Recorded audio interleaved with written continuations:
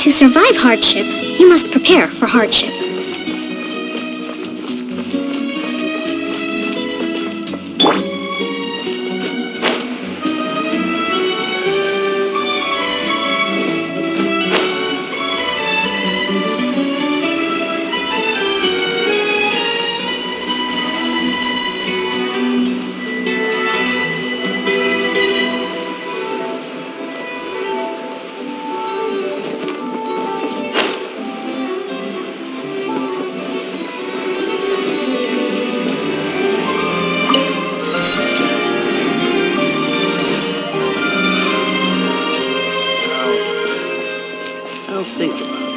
Ad Astra Abyssosk. Welcome to the Adventurers Guild.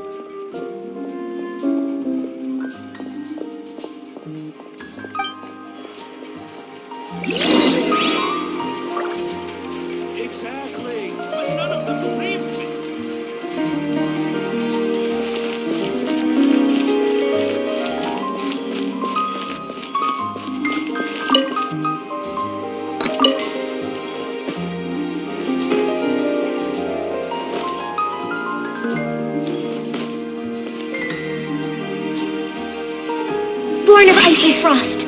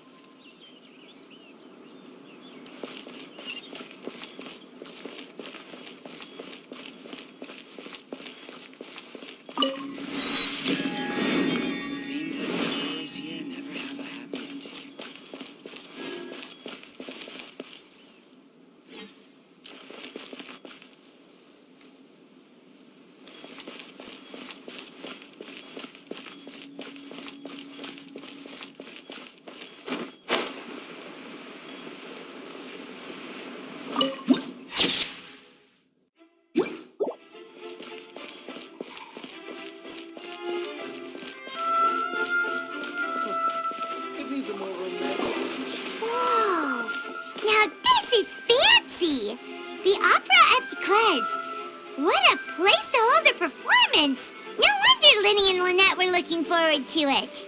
Huh. Looks like there's a lot of people standing around the fountain up ahead. Oh, Archon, please bless us with a bright and healthy child. We pray... I don't know why you always feel the need to ask so much. I'll be happy as long as our child is healthy and lives a peaceful life. I guess if they're our kid, then there's no doubt they'll turn out smart.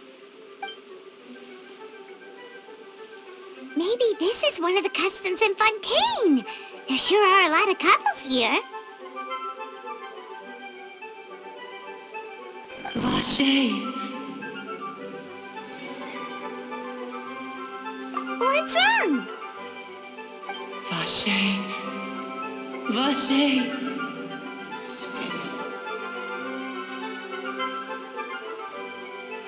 No, Paimon didn't say anything. Are you hearing things? Welcome to the Fountain of Lucine. All the water flowing through Fontaine converges here. It's customary for newlyweds to come here and wish for children. Lynette! You scared Paimon! When did you get here? Lenny asked me to wait here for you, remember? Right. What do you mean? There are a lot of people here right now.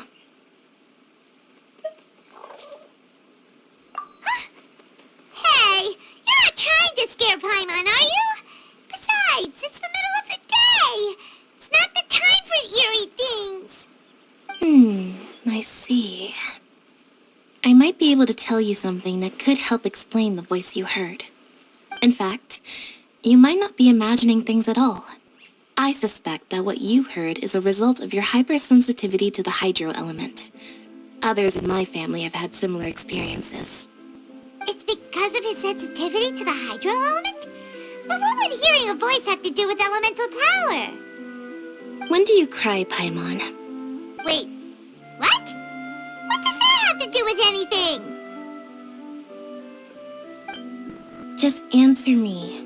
When do you cry? When Paimon's really sad? Oh, and when Paimon's super happy. Oh, and also when Paimon's really, really scared. Then you should understand that tears contain your most intense emotions. Like I just mentioned, the Fountain of Lucine is where all the flowing water in Fontaine converges. Even the tears that fall to the ground will eventually gather here. So maybe what you heard was the intense emotion coming from someone's tears.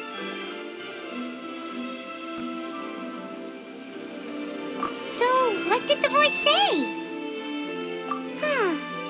If you are hearing their emotions, then Paimon wonders what happened to them. Rather than worrying about them, we should worry about my brother first. Don't let that calm look of his fool you. He tends to get pretty nervous just before a performance. So chatting with Linny might help him relax a little before he goes on stage. Oh, right. That makes sense. Let's go in and see Linny.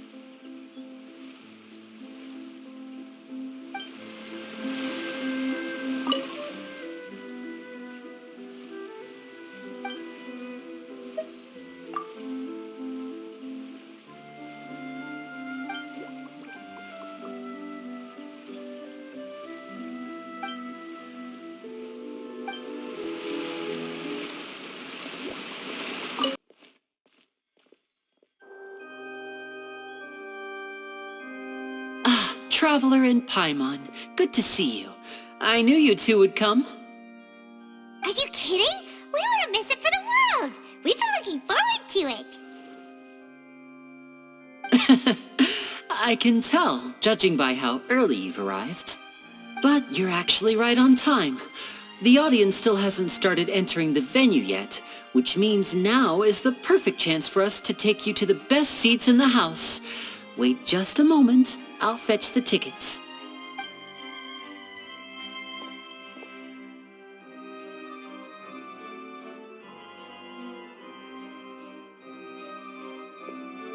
The Opera House has assigned seating, so you always have to make reservations.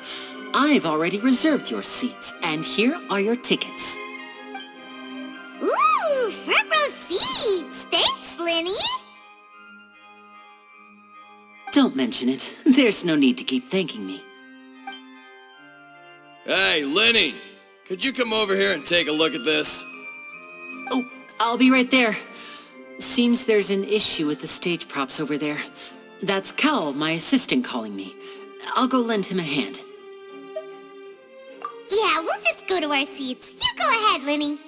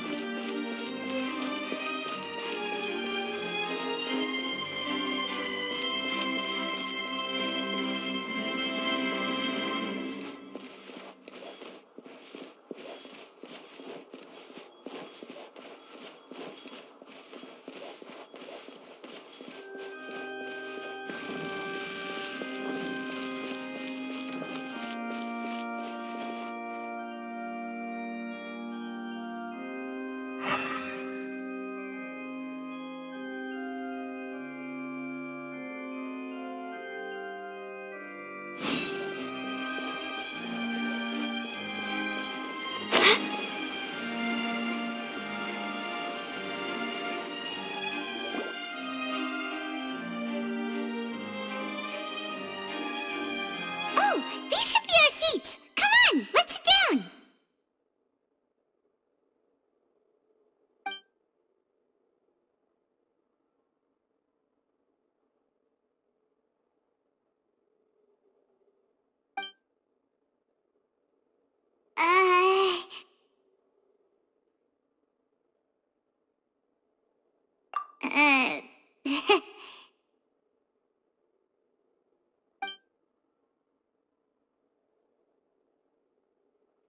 Hey, Traveler. Maybe we should strike up a conversation with the person next to us. Since we're sitting together and the rest of the place is practically empty still, it's kinda awkward if we don't say anything. Ah, you little... Of course you put this on Paimon. Excuse me, I did not realize you felt awkward. I am terribly sorry. I would be perfectly happy to chat with you if that is what you would like. Oh, so you heard all of that, did ya? Boy, you sure have good ears. Paimon thought she was keeping her voice down. Wait, that's not it. Paimon's sorry. Paimon's the one who was being rude, talking under her breath like that. So, let's talk, but, what should we talk about?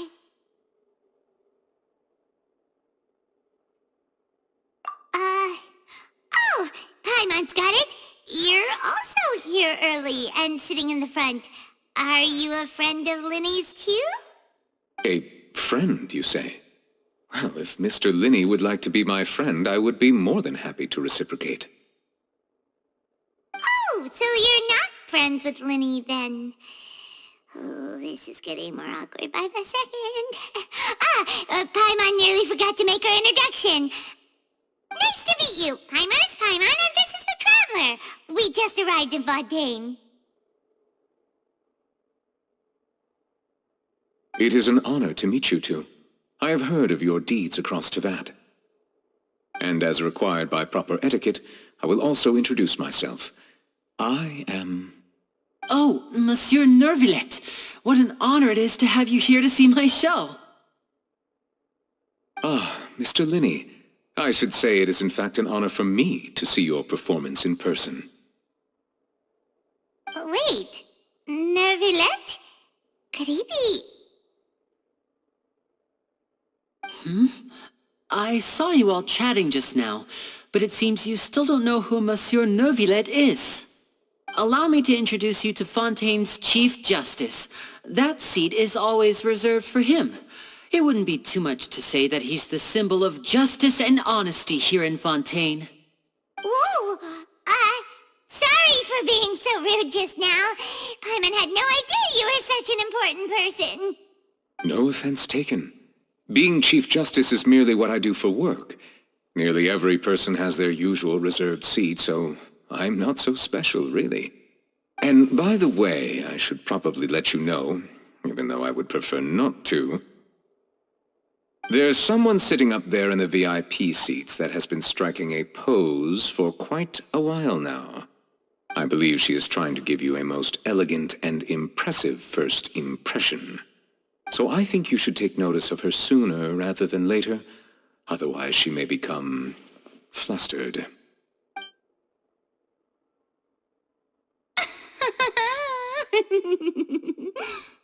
Huh? Oh, it's Farina, the Hydro Archon. Huh. She sure has a smug and satisfied look on her face. Guess she has no idea that you saw right through her act. Very good. That is for the best. No need to pay her any more attention. We may now enjoy the show. Huh? So is this what things are like between the Chief Justice and the Hydro Archon? All right, please wait just a moment longer. I've pretty much finished my preparations, and the performance will start as soon as the audience has made their way to their seats. Yay! The show's finally about to start! Paimon can hardly wait! Paimon's never seen a real live magic show before!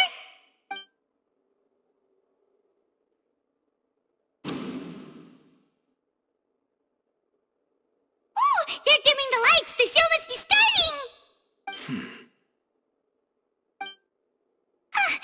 Sorry. Paimon will try to stay quiet. Welcome, one and all, to the Opera Epiclese. I am the star of today's show, Linny. And over here is my sister, Lynette, who will be working as my wonderful assistant. Please, let's give her a warm welcome. Hello, everyone. I know she may seem to be a little sleepy right now, but that's just a sign that she's nervous. Whatever. Now, some of you may be thinking, two vision holders who can freely manipulate elemental powers performing magic is not true magic at all. So, I would like to take a moment to assure you that elemental powers will have nothing to do with what you will witness on the stage today.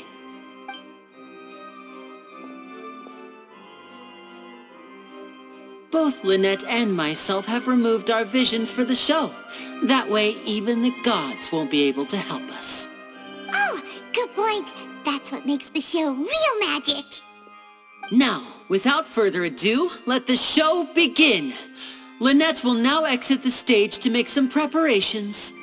I know you might miss her, but don't worry. She'll be coming right back on stage momentarily. Perhaps in an unexpected way. I'm sure she'll be stealing the spotlight soon enough. Oh, and before I forget, there's one more thing I should say. You never know what can happen in the blink of an eye. A magician's greatest skill is making things disappear or appear. The possibilities are endless.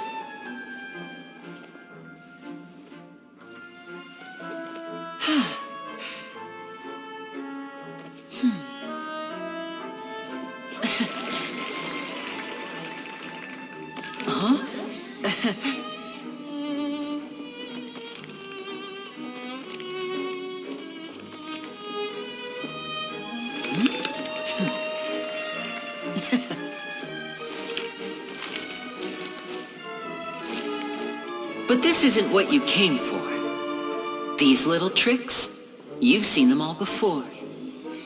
So it's time for something truly extraordinary, don't you think? This one's a little tricky.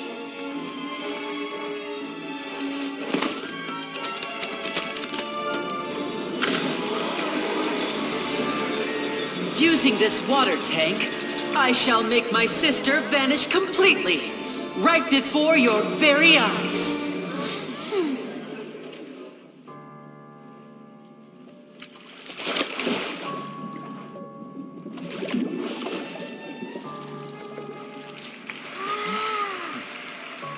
It's actually quite simple. She'll just turn into air bubbles and float right out of the top.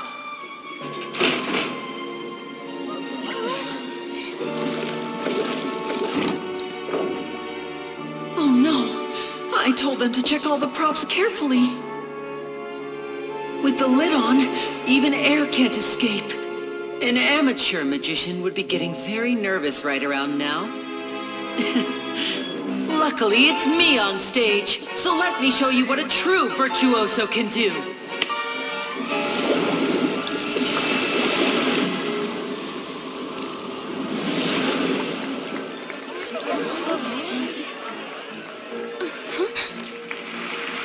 Lynette, are you still there? Don't go too far. We don't want to use up all our magic. Hi, I'm back. Uh-huh.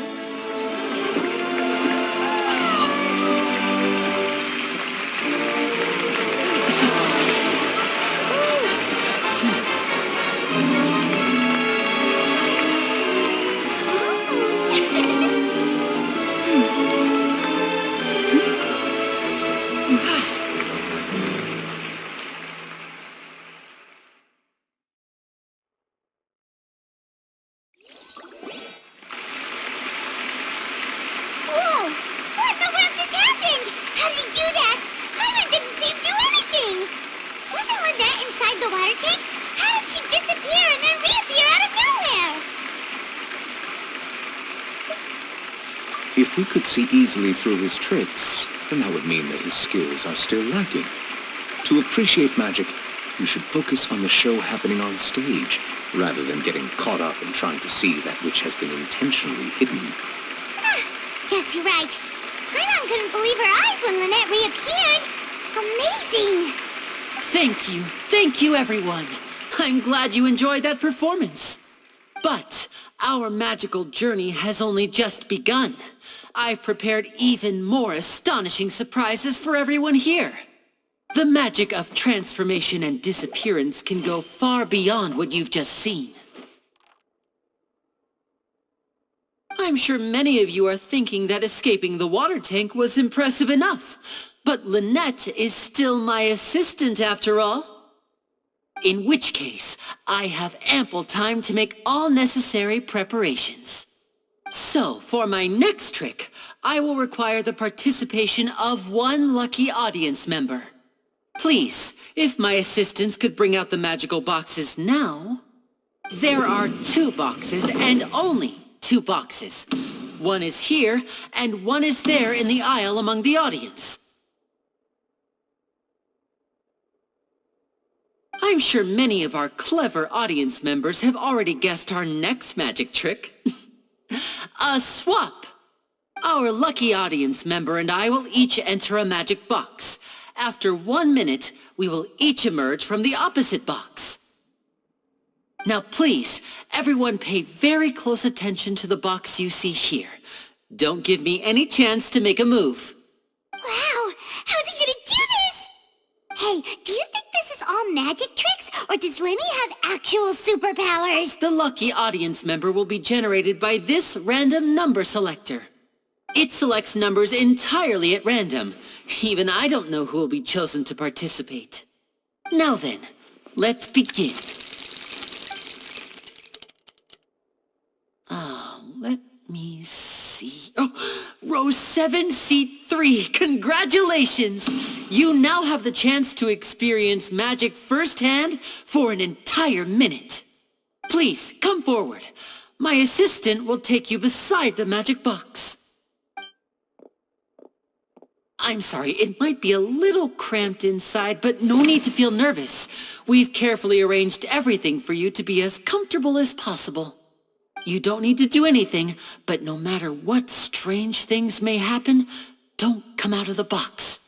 If the magic is interrupted, who knows where you might end up? You might even find yourself in the Fortress of Meropide. Oh, okay. All right. Before I enter the magic box, there is one more thing I need to ask the audience to do. Could you all give me a countdown? Like this. 60, 59, 58. Just keep counting down. You can go a little faster or slower if you like. I won't be able to see anything in the pitch black box, so I'll be relying on your voices to know when time is up. Oh, and no tricks now. If you quickly count from 60 in just 30 seconds, then I'll be in a tough spot. Ooh! Paimon kinda wants to count faster after hearing him say that!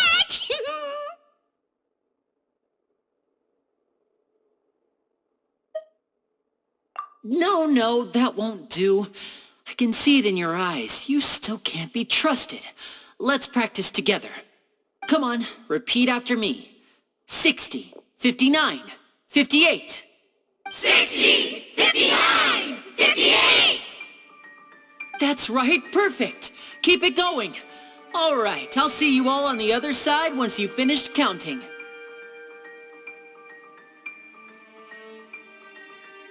54, 53, 52? Huh? Why aren't you counting, Nervalet?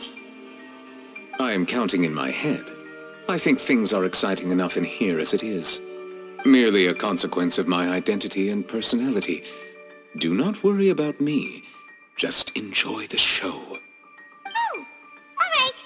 You look so serious that Paimon thought you might be feeling uncomfortable or something. 40, 39, 38!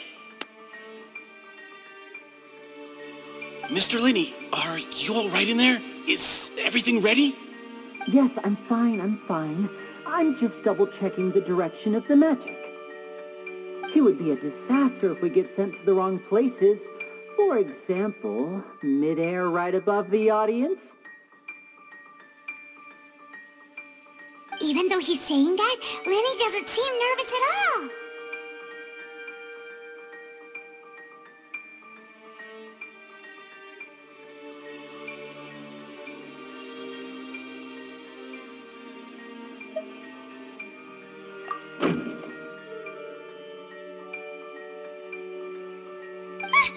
What was that noise? Did you hear it too?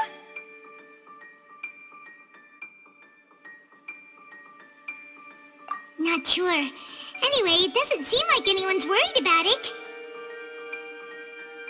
25! 24! 23! What's wrong, Mr. Linney? I can still hear you moving in there. I seem to have accidentally knocked over a decoration. I'm trying to fix it, but it's pitch black in here. I can't tell left from right. Never mind the decorations. There's no time for that. The show is what's important. No, that's unacceptable. I want my show to be perfect. Don't worry, we still have 20 seconds. Hear them counting? 19! 18! 17! It seems things aren't quite going as planned. I apologize, everyone. It feels like you're all starting to count faster, but that's all right. I know it can be tiring to do such a long countdown. 10 seconds and change is still plenty of time. 10! Almost there now. 8! Swapping two people is harder work than you might think. Even a master magician like me can't guarantee I'll get it right the first time. Hey, wait! Is this the back one? I can't tell. They both look the same inside. Huh? No, that's not it. I'll try again. 7! Hey, slow down! Honestly!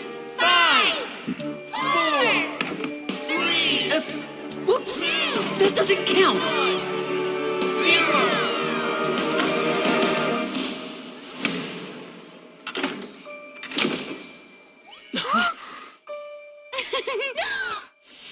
Ta-da!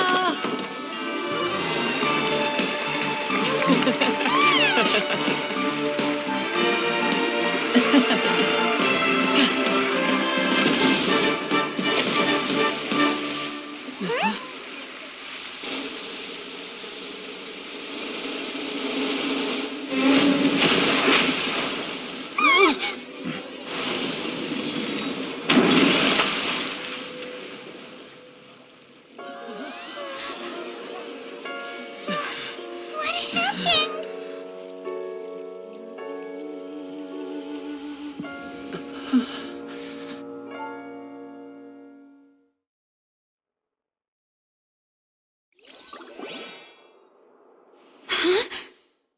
Is this part of the show?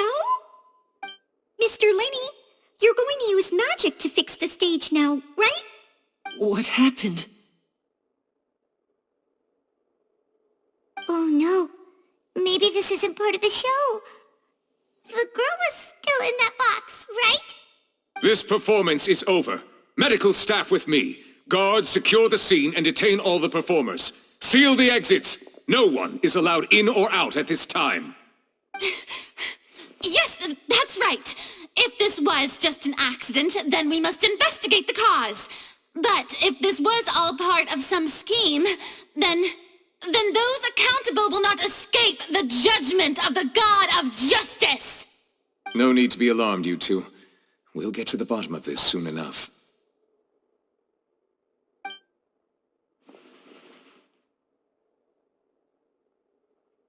Unfortunately, the person who is in the magic box has been pronounced dead. His name was Cowell, one of the assistants in Linny's magic troupe. Apparently, the fireworks on stage ignited the ropes that were suspending the water tank, which then caused the tank to fall onto the stage. As of now, we are still not sure why we found Cowell in the box, rather than the guest from the audience. And after an initial search of the area, the guards have confirmed that the girl is nowhere to be found. It appears that this incident was not merely some mishap with the performance. And there are many indications that it is connected with the case of the serial disappearances of young women. The serial disappearances case? That's the case that Charlotte mentioned before.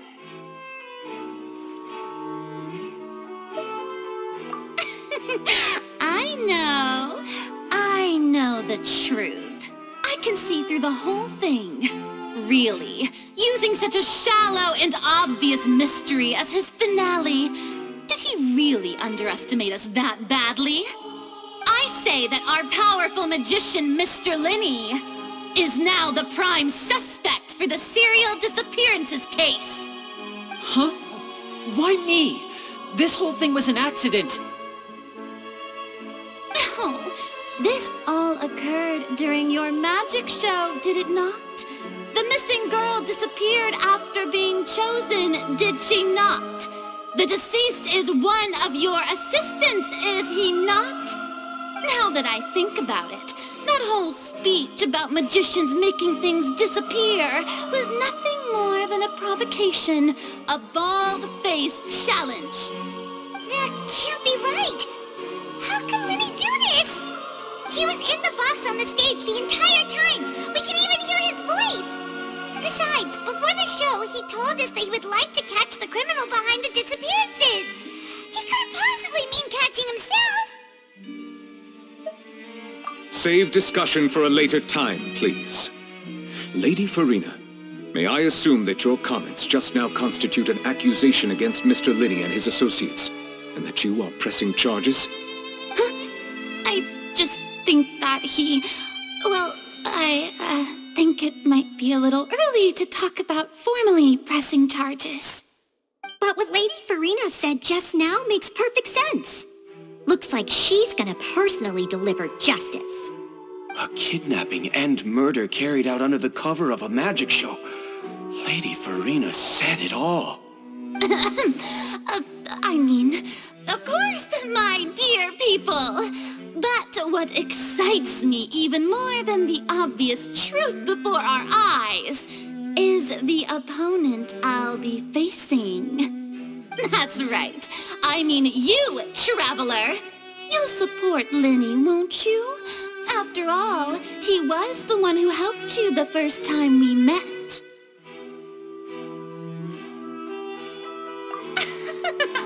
Then there's no problem at all. You know, the Traveler and I already had a duel the first time we met. But with Lenny's help, our little duel ended in a draw. But draws really are the most boring possible outcome. So, no more draws. Between the two of us, there must be a clear winner and loser. And what better place to hold such a riveting showdown and decide the true victor than here, on the grandest of stages, the Opera Epiclese. It wasn't a draw. She obviously lost last time. I understand. Charges have now been pressed, and as such, a trial is in order. Well, Traveler, seems Lady Farina has set you in her sights. But putting her dramatic rhetoric aside for a moment, I would like to ask you, are you willing to act as Mr. Linney's attorney and defend him in this case? Very well. The trial will be held a day from now in the Opera House. Both sides may investigate the scene to build their cases and search for the truth.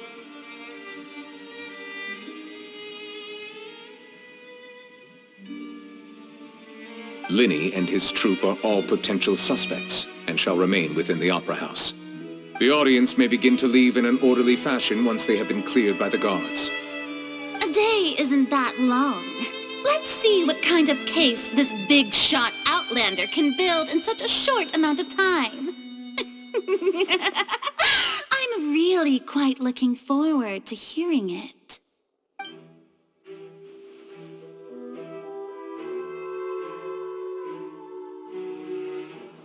Lenny!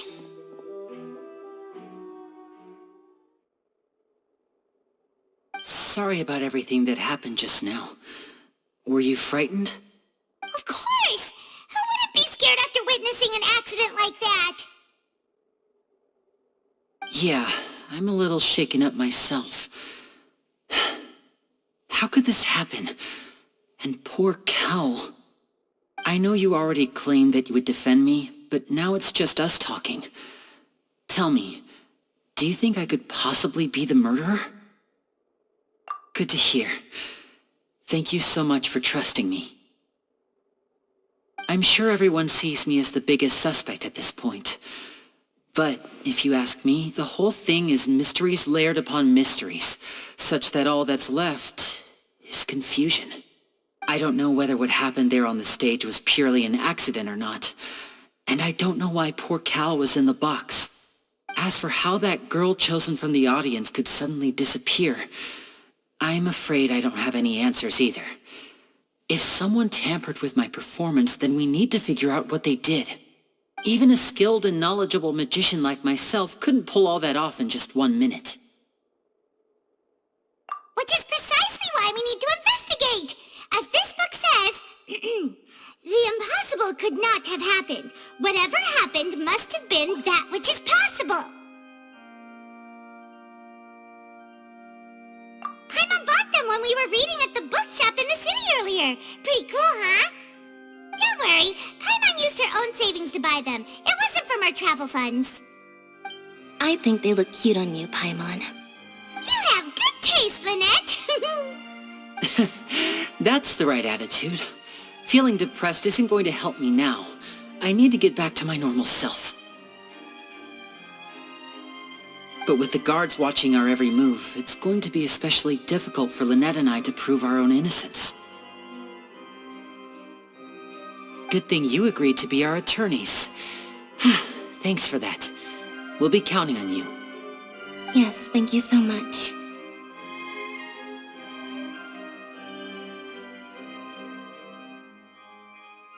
Yeah, just leave it to us. Oh, since we're going to start investigating, Paimon has a question first. Where did Lynette go during the performance? Well, I'm afraid that would involve some of our essential trade secrets as magicians. The secrets behind our magic are past saving, Linny. I suppose you're right. The truth behind our tricks is going to be important evidence that will be weighted during the trial. 'Tis truly a pity. As a magician, our magic show is a work of art. We've poured countless hours and spared no effort in perfecting it. But if revealing our secrets will help you uncover the truth behind what happened, then it will be well worth it. We should go somewhere else if we're going to discuss our magic tricks. We'll go speak with the guards, and in the meantime, you can go investigate the stage and the seating areas. Alright, let's go have a look while the investigation teams are still here. Detective Paimon is on the case!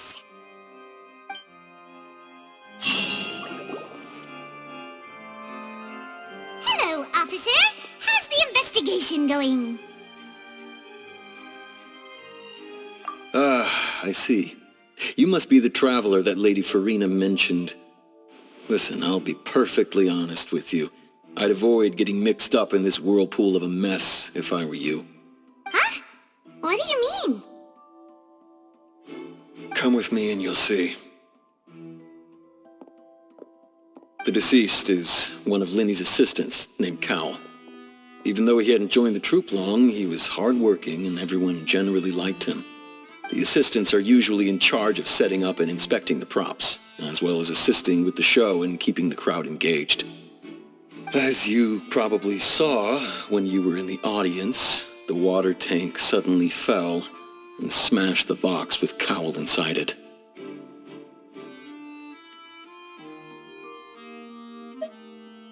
This is the real mystery. We've already searched the scene and were unable to find any traces of the girl. However, if you look carefully, the box was positioned directly under the water tank. The ropes holding the tank were then burned by the pyrotechnics on stage, causing them to snap. All these factors lining up so perfectly makes it hard to see this as a mere accident. If anything, the more logical explanation is that the whole incident was intentionally planned, and Linny is the most likely person to have access to all these areas. But he doesn't have a motive! Are you both good friends of his? Well, you can't say we're good friends, but we've known each other for a little while. So in just a short time, he was not only able to win your trust, but even convince you to act as his attorneys. I know there's no such thing as magic. The real trick of a magician is holding the audience in the palm of their hand. I've seen a lot of cases, and I can tell you that people are the least reliable kind of evidence.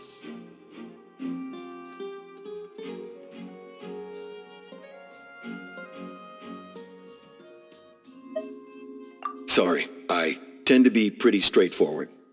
Just know that I'm warning you for your own good. Anyway, you may investigate the scene of the crime yourselves if you're curious. Who knows, maybe you'll be able to come up with some new evidence.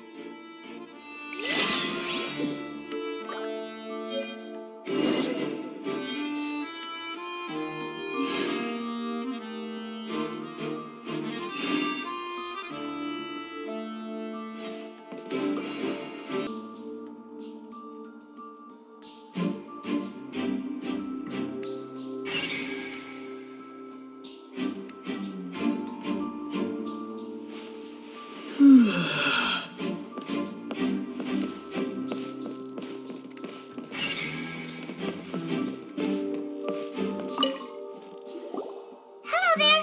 What are you investigating?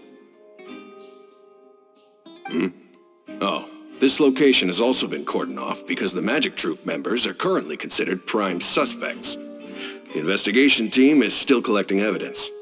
The seats were all booked in advance, so we were able to deduce the missing woman's identity by checking the guest list.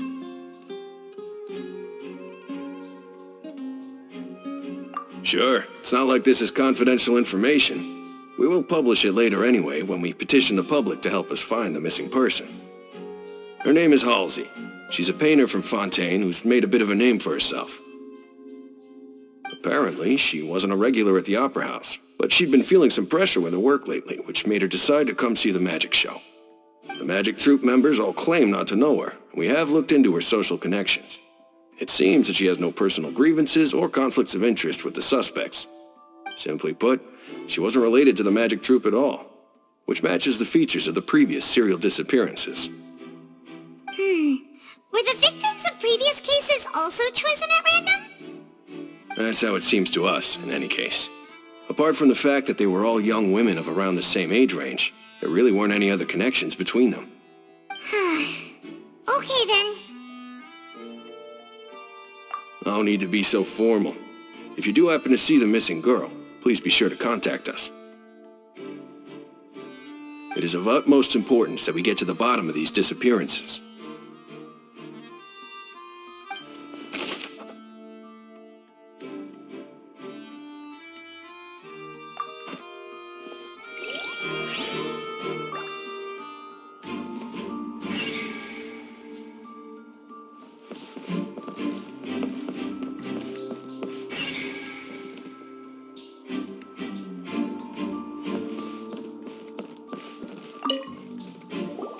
So this is the rope that broke and caused the water tank to fall. The rope looks pretty durable. How can it be burned through so quickly by fireworks?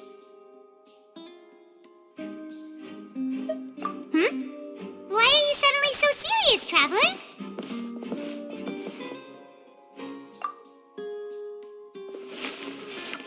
Whoa! Look! This bit is made from different material! Most of it was burned away, but there's still a little bit of it left.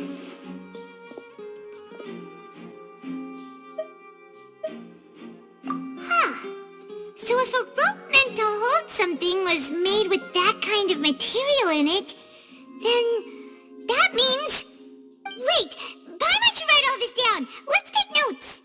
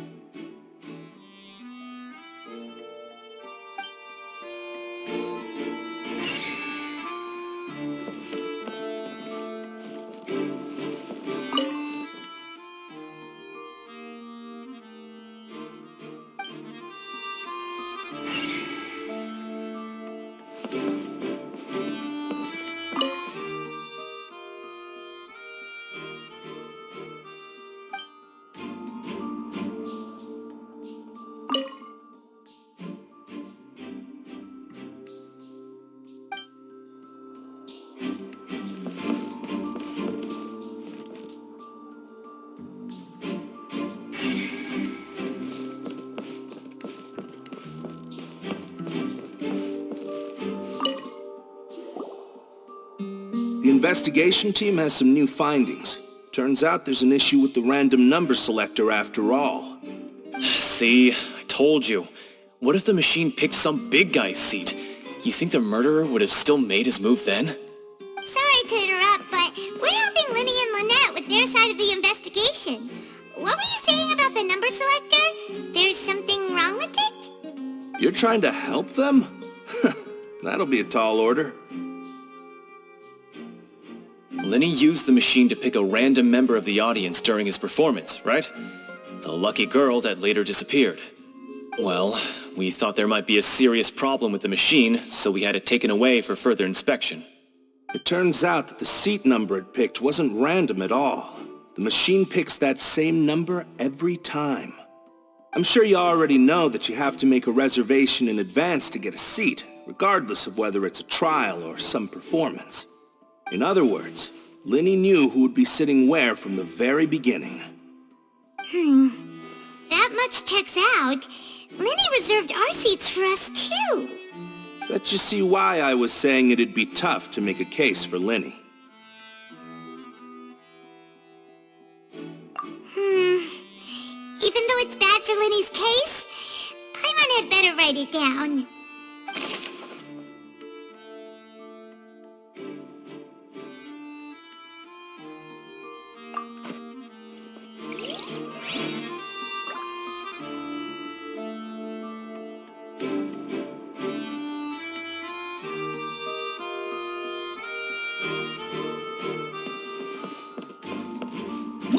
Whoever the murderer was, they must have made preparations well beforehand.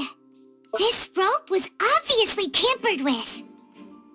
People needed to register and reserve a seat for the show. That, combined with this number selector, could allow you to pick a young lady instead of some old fogey. Why would it be him? Gosh, no wonder the serial disappearances never got solved.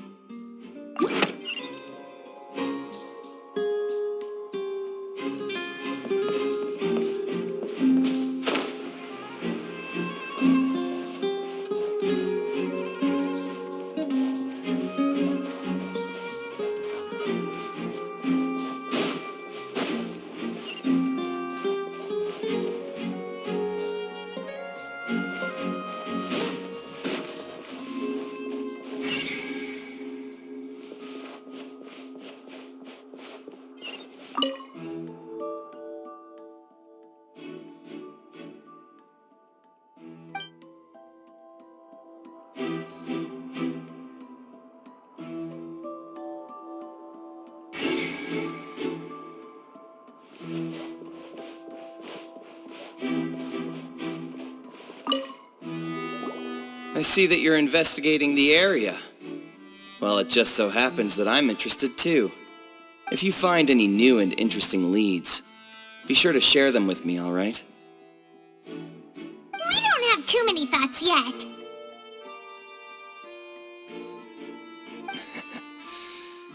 Then why don't I tell you my hypothesis first? The way I see it. And I'll start it with that loud thud. The thud? Oh, you mean the sound that happened during the countdown? Yes, exactly. It wasn't terribly loud, but I suspect that most people heard it. It's just that everyone was awaiting the results of Lenny's trick with bated breath, so no one paid it much mind. But now that the incident has happened, the thud has become an important clue. That makes sense. So, what do you make of it? I'm of the opinion that it may have been the sound of Lenny's accomplice, Lynette perhaps, jumping atop the water tank or something like that. And when the pyrotechnics went off, she cut the rope, sending the water tank crashing down. But wasn't the noise we heard too loud for that? Perhaps the balance wasn't right, leading to a particularly rough landing.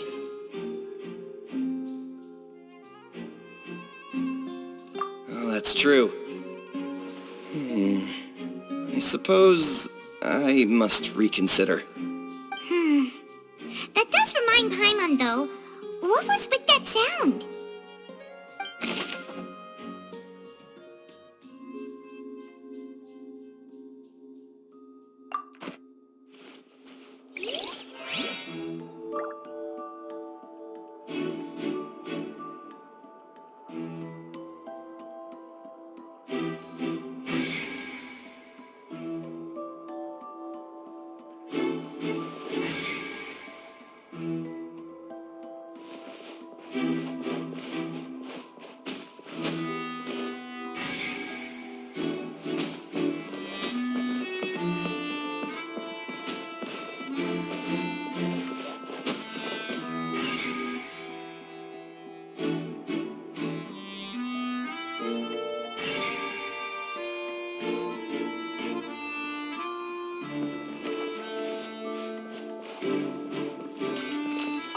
Lenny's still talking to the guards.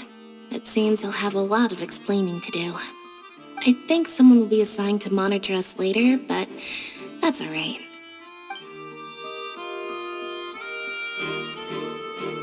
Lenny's still talking to the guards.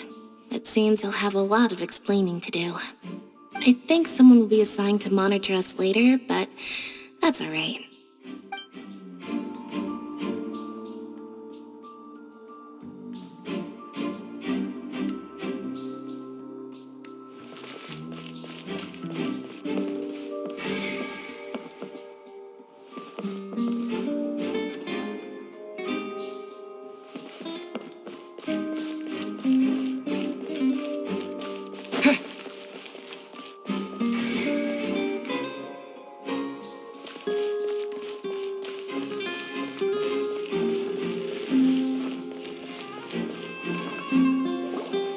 Hey, you! Yes, both of you! Over here! I've been keeping an eye on you for a while now. Huh? You mean us? That's right. If I'm not mistaken, you're also among those who wish to cut down the thorns and pursue the truth. No? And by the looks of it, you're not from Fontaine. Well, you're right on the mark about that one, but who are you? Have you never heard of the Spina di Rosula? From mediating disputes and providing protection to solving conundrums, you name it, Spina di Rosula does it. And I, Navia, have the honor of being its renowned president. Though those who play by our rules call me boss. I'm Silver, her attendant. Pleased to meet you. And I'm Melus. Demoiselle's various daily needs and affairs are under my purview. Huh? Boss? Demoiselle? What gives with the names? Well, I am the second generation president. Melus and the others are still used to my previous title. My apologies, Demoiselle. Should you prefer, boss, I will endeavor to use that instead. No need. You don't have to call me boss. Just Navia is fine. Okay, if you say so. Not that we're members of Spina di Rosula anyway. All merely trifling details. Never mind. Now, back to the situation at hand. That's right. I've always kept an eye on the serial disappearance cases. My interest stems from a matter back from my father's time. Judging from the look of things, I find Linny an unlikely mastermind. Really? We think so too! That's why we're looking for clues now. But how did you come to that conclusion? Intuition, naturally. My unparalleled intuition. Farina sure was quick to point the finger at Linny without any decisive evidence whatsoever, wasn't she? But that's not uncommon for her. If you remember, the Justice had to interrupt her and ask if she was pressing charges just to keep her from getting carried away. Anyway, a trial begins the moment someone levels charges. And, of course, there was no way Farina was going to back down in that situation. Sounds more like you just don't trust the Hydro Archon. Well, what's your opinion? I must admit that she can be interesting at times, but liking her doesn't mean that I'll blindly agree with her. All right, I've answered your question. Now, it's time you answer mine. Wait a minute! Did that answer count? Well, I say it does. But don't worry, you won't hear any pointless questions from me. In your opinion, do you think it's right to treat a trial like it's an opera?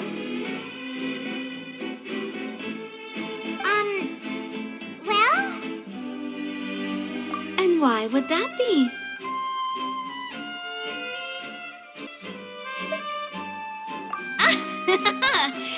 See, Silver? Silver and Malus? I told you they'd be different. Most astute of you, demoiselle. I too think that the traveler's response was most excellent. No matter how wonderful the script or how fervent the audience's expectations may be, the trials that go on stage here must be based in fact. And if that can be done, boss, then... All right, that's quite enough, Malus. Anyway, I like your answer. You passed with flying colors. Now, I need to make some preparations, following which our joint investigation shall commence. You two shall be my assistants. Wait! Since when did we become assistants? Oh, well, I can be the assistant, sure. Or your companion, if you like. I'm really not that fussy. That's more like it. Far be it from me to brag, but I believe that Demoiselle's intuition will be instrumental in uncovering the truth. You wish to save a friend from false accusations, and we wish to unravel the disappearances. In this sense, our goals are aligned. You have a point. You're quite the talker, aren't you, mister? And what about you over there? What do you think? You seem like you've got something on your mind. I have nothing to add. Oh, alrighty then. We'll be making some preparations first. Just be sure to let us know if they start revealing Lenny's tricks. Thanks!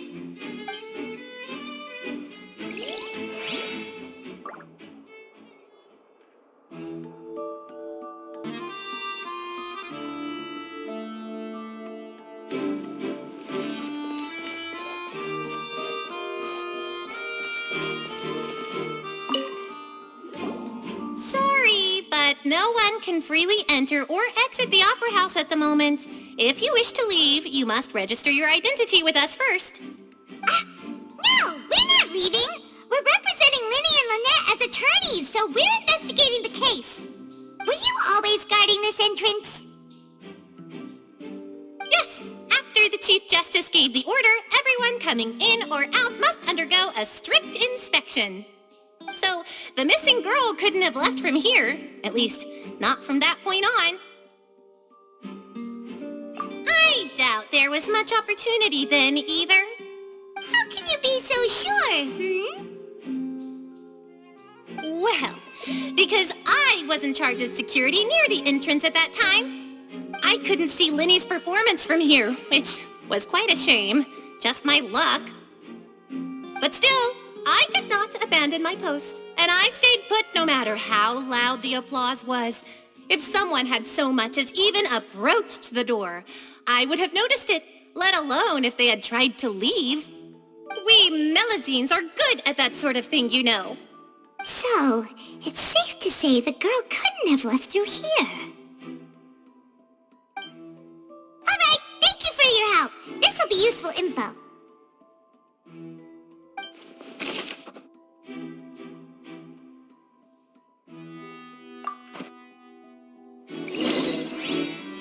We've checked everything of note here at the performance venue. Paimon wonders how Linny's discussion with the guards is going. Let's go see, shall we? Ooh, things are getting interesting, huh? We're about to see how magic is made.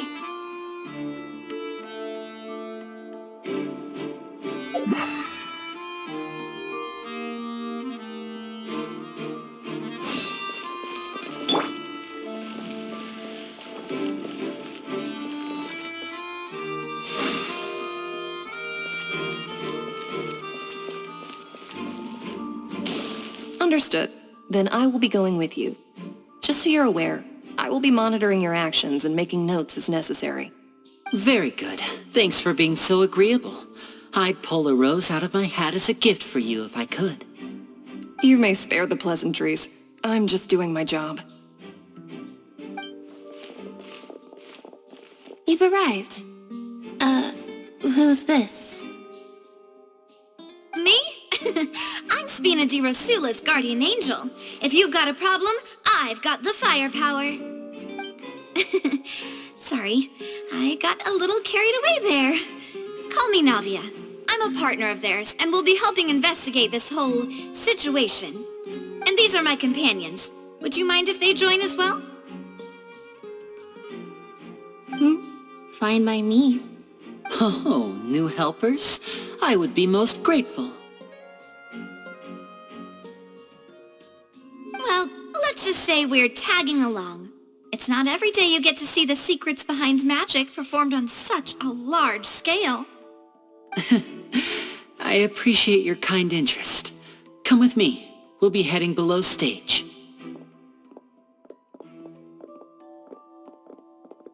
Huh? Below stage? Yes, a world of secrets is hidden beneath this magic box, prepared specifically for this switcheroo trick. But before I reveal everything, you should have a look first. Notice anything strange here?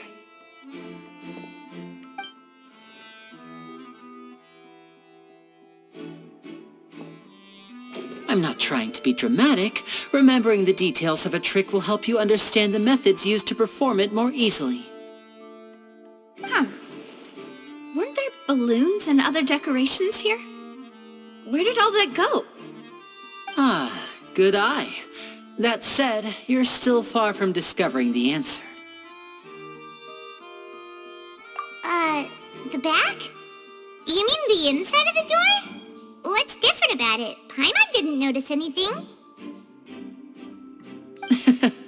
Very good indeed. I thought you might not be able to catch that, given that you were sitting in the first row. The back of this door was patterned. Those patterns are now gone, replaced by a smooth wooden board. So, if you put 2 and 2 together, what do you get?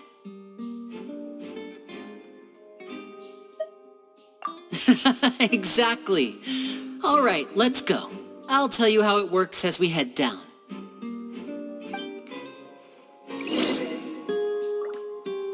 Oh, so there was a passageway under the magic box!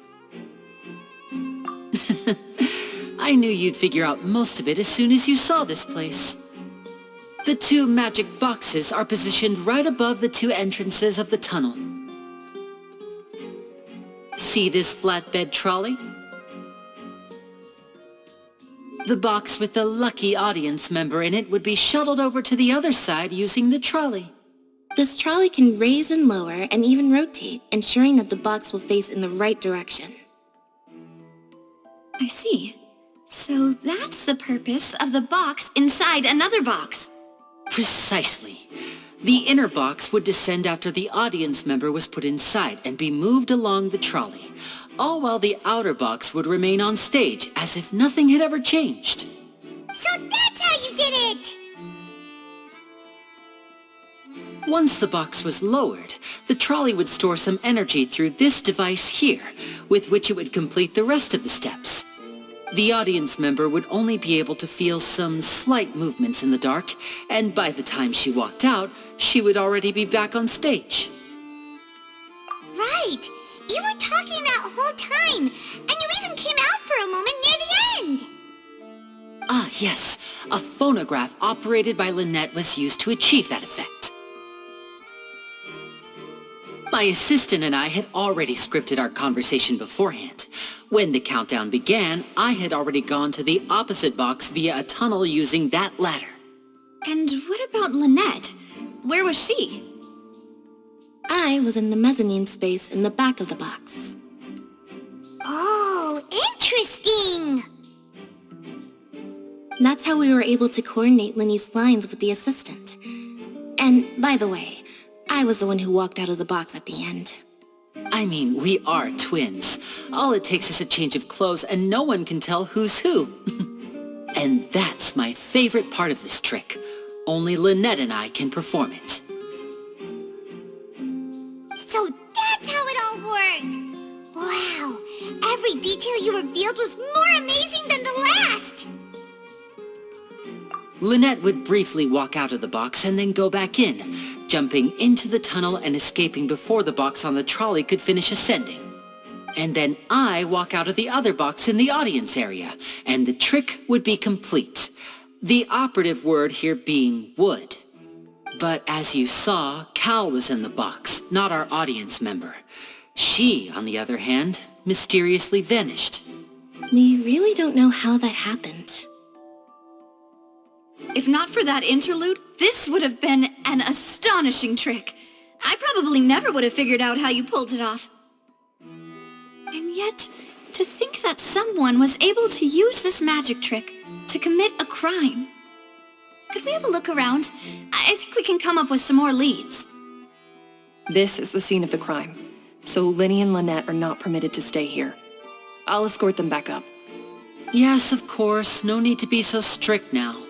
I won't disappear into thin air, you know. Thanks, everyone. We're counting on you.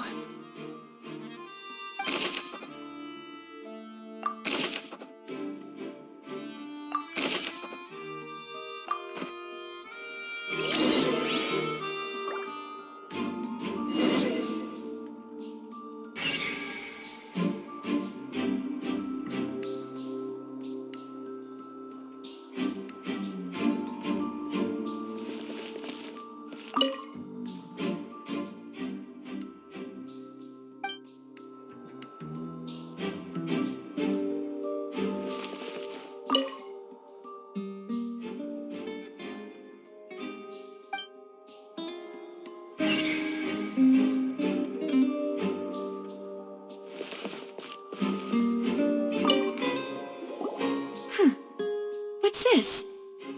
Looks like a hook tied to the end of a rope. Huh? There's all kinds of odds and ends here. Perhaps it was a prop for a different trick. But why would it have been left here? Whatever it is, let's make a note of it first.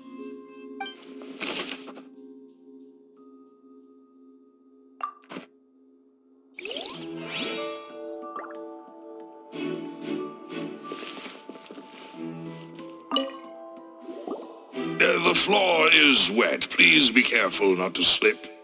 Speaking of which, why would there be water here?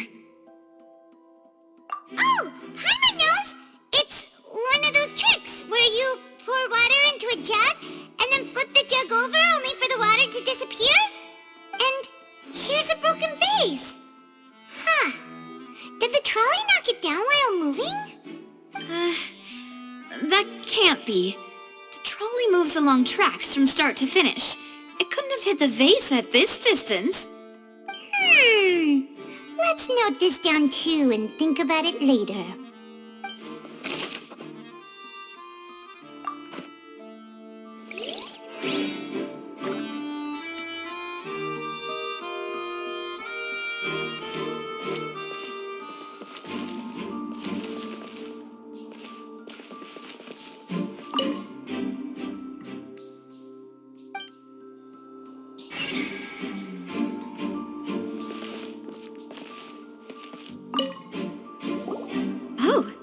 These are the clothes that the lady chosen from the audience was wearing, right? Her clothes are here, but she's nowhere to be found. Right.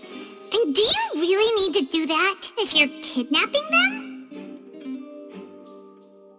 Ugh, this is so confusing. Paimon doesn't want to be a detective anymore.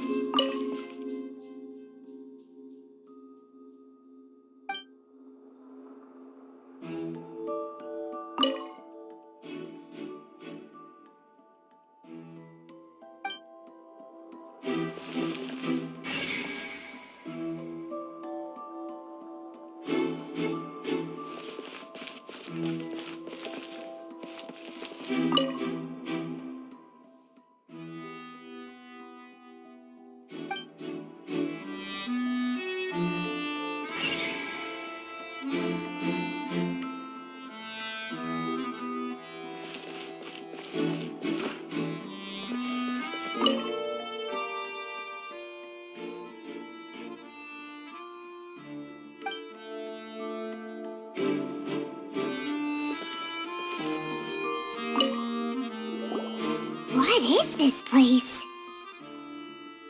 It seems someone could fit through here.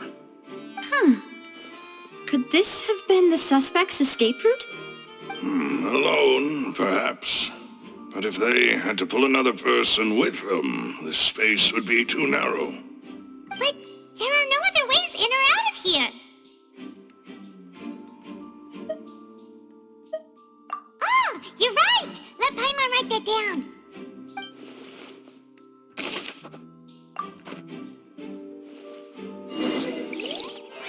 Seems we're just about done investigating down here. Yes. Let's head back up.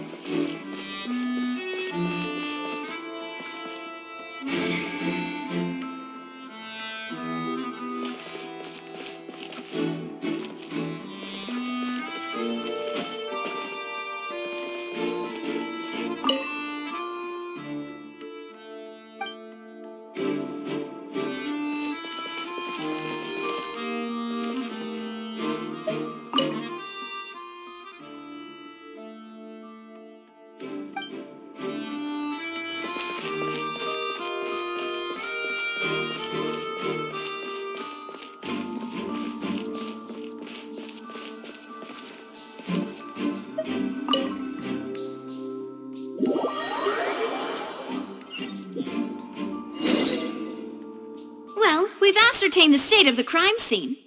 Let's find a place to sort out our findings once Malus returns. It seems to me that there are several things that don't add up here. Apologies for the wait, demoiselle. So, what did the guards say? Did the criminal escape through the vent? They believe the odds of that are very low, since the vent leads to the Opera House's basement. The guards have checked the area carefully. No one left through the basement during the performance or after the incident, and no one was found hiding there. So the tunnels become like a secret chamber then! You know, like the kind you usually see in novels! The plot thickens. Halsey's disappearance and Cowell's death are both quite inexplicable. No wonder Farina was so confident in her accusation. All the current evidence points toward Linny and Lynette. In other words, the charges are very likely to be upheld unless we make some considerable progress. Charges and then trial. So if the charges are upheld, they'll announce a sentence? That's right. This is how a trial goes in the Opera House. During the proceedings, the Chief Justice and the Oratrice will hear statements from both sides. That's right. This is how indemnitium is produced. The statements from both sides, the defenses from attorneys, witness testimonies, and even the audience's emotions will all be projected on the Oratrice. To put it simply, it's as if the Oratrice has its own will, and is a judge in its own right. This also precludes any kind of favoritism on the part of the Chief Justice. And not that this has ever happened anyway. Once both sides have finished speaking, the Chief Justice will make his final decision. This, too, will be used by the Oratrice as a reference. Then, finally, the Oratrice will be consulted by officials. The result it returns is the will of justice itself. Huh? So that machine is the one that actually decides? I thought Novelette called the shots. In practice, there is very little difference. Both have always come to the same judgment. which is why people have great faith in the Chief Justice. Ah, yes, the guards also asked me to convey that none of us will be allowed to leave this place before the trial. Huh? Why? Because we've chosen to act as the twins' proxies. That makes us persons related to the case. They're concerned that we might be colluding with outside parties, or that we might find outside help to disrupt the case. And even if that were not so, it could prove problematic if we happen to spread key information about the case ahead of time. I'm ready to break out at any time. Whoa, whoa! There's no need for that! Paimon thinks they have a point. That said, are they providing food? Of course. I just hope you don't mind the lack of options. I'm afraid that catering to all tastes is not in the cards, nor is any guarantee of balanced nutrition. In that case, let's just sort out our findings together here. Pity. I was hoping to take you to try some of Fontaine's famous desserts, too.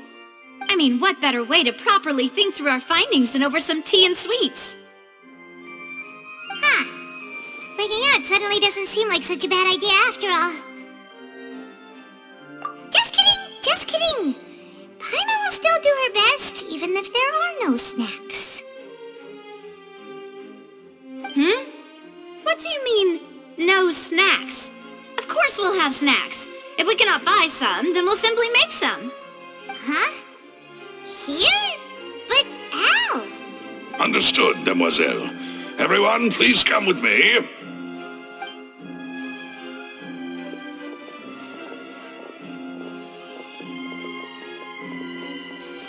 Wait, you're carrying a portable stove with you? Yes, I must be prepared to meet the Demoiselle's baking needs whenever the fancy strikes her. I have eggs, sugar, and almonds at the ready. Good work, you two. Then I'll get to it. Please sit tight for a moment. You'll get to taste my awesome snacks soon enough. These three are quite the interesting group.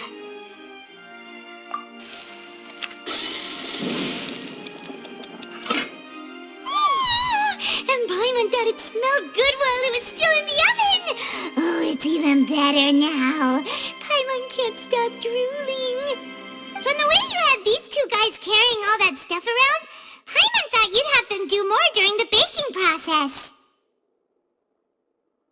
But you ended up doing the entire thing by yourself! Beating the egg whites, grinding almonds, everything! I was applauding. And I was giving encouraging smiles. Paimon was just thinking, aren't you worried about getting your fancy dress dirty beating egg whites and baking like this? Well, I don't think it's carved in stone anywhere that fancy ladies can only read books, sip tea, ride horses, and play the piano. I just really enjoy making snacks. Don't underestimate beating egg whites, by the way. It's a real arm workout. You also need to beat them to just the right consistency, or your macarons will crack. Anyway, give these a try, fresh out of the oven. There's 3 for each of us. Only 3? Well, eating too many sweet treats might send all that sugar to your head. You wouldn't be able to think clearly about the case on a sugar rush, would you? Tea is ready to be served as well. This is Demoiselle's favorite, strong black tea with a floral fragrance that clears the mind and lifts the spirit. No need for concern. I'm merely doing as I should.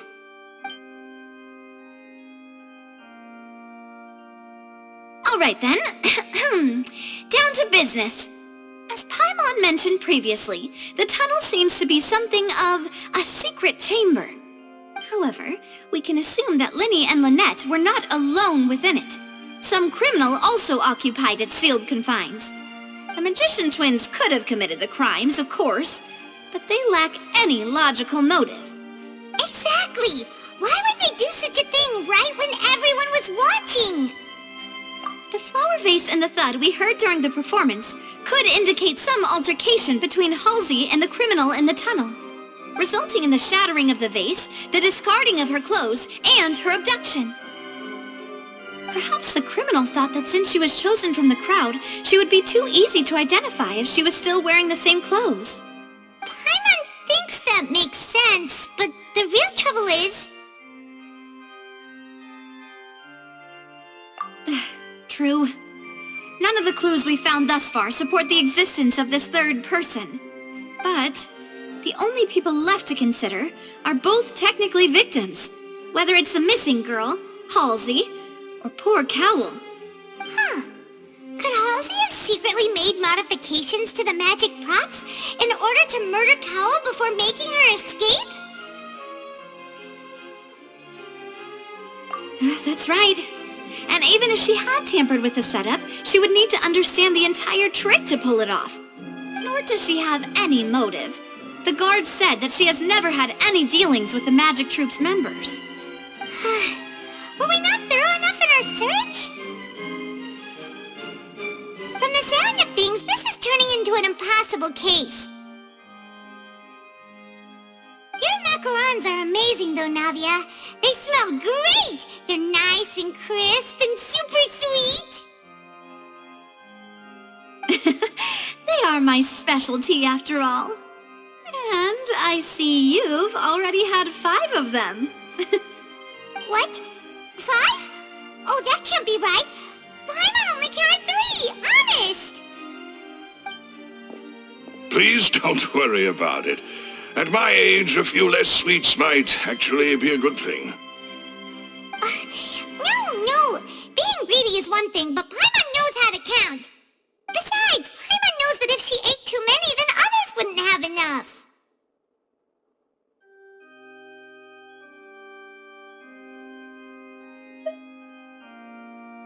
Wait, even you don't believe Paimon? How could you?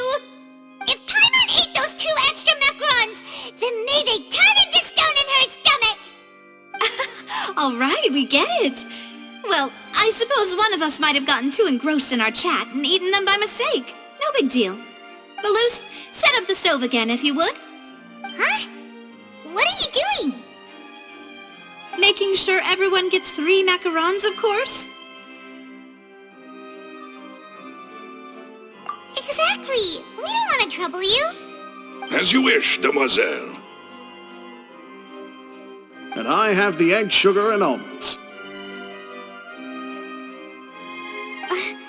Well, this really is your hobby, huh?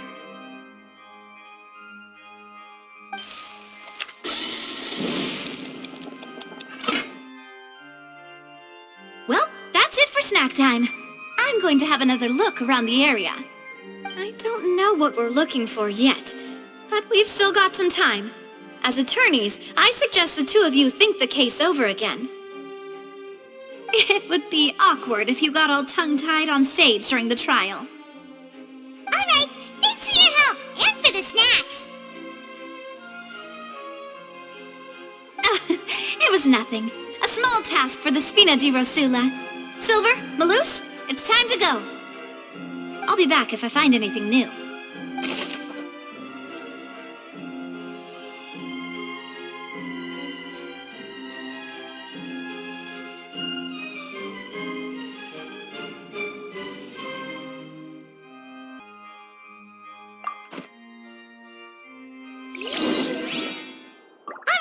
It's time to put our heads together. We've got to get our defense ready for the trial. Oh, it's probably gonna be a long and difficult case. There's no point in worrying about that now. We just need to prepare. Here, take Paimon's notes. They should help you review the situation.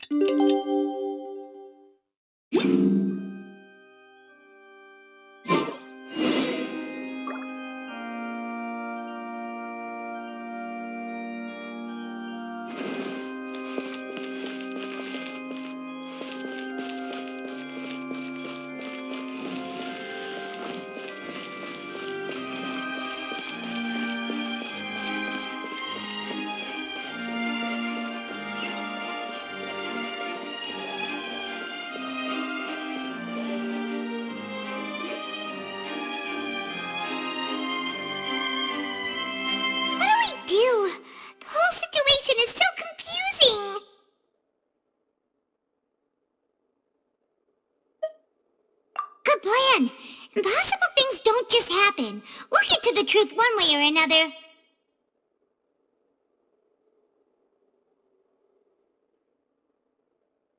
Just relax. Even if everyone else suspects Lenny and Lynette, at least we will be supporting them from the stands.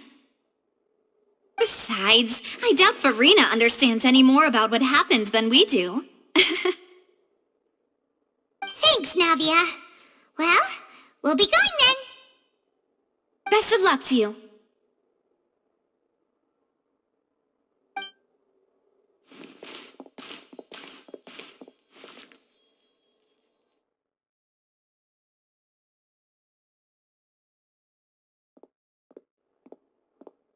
Finally, you're back.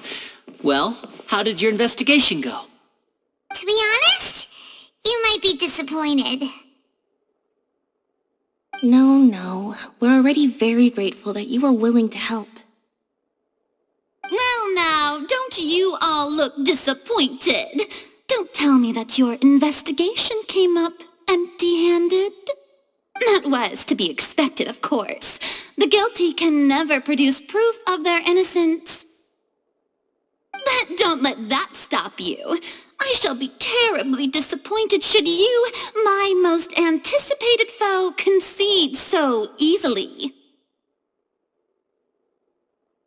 Since both parties are present, I declare that the trial regarding the magic show incident is now in session. Firstly, in order for the audience to understand the causes and results of the incident, could we please have Mr. Linney explain the trick? Yes, of course. I will explain while Lynette demonstrates on stage. All the necessary items have been prepared.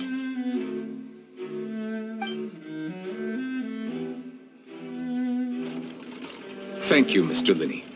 In that case, I take your statement to be that you ran to and remained hidden within the magic box in the audience stands once the trick began, and thus could not have committed the crime. Is this correct? Yes, that's correct, Your Honor. In that case, I call upon the prosecution. Lady Farina, do you wish to refute his statement in any way? Why, of course I do. Allow me to take the first shot and break this case wide open. Mr. Linney is clearly lying. There is no way you could have been in the box the whole time if you were to abduct Halsey and murder Cowell. In fact, I'd say you were hardly in that tunnel at all. That is simply your hypothesis based on the presumption that I'm guilty. Oh, is that so? And if I may ask, what did you hear while you were inside your box? The roaring countdown of the crowd, of course. That's how I kept track of the time and built anticipation for the finale. And you didn't hear anything else at all? Nothing that might leave an impression of any kind? No, nothing. I see. But when the count reached 30 seconds or so, there was a thud. One so loud that I believe practically everyone heard it. Huh? Hey, hang on! Something's not right here.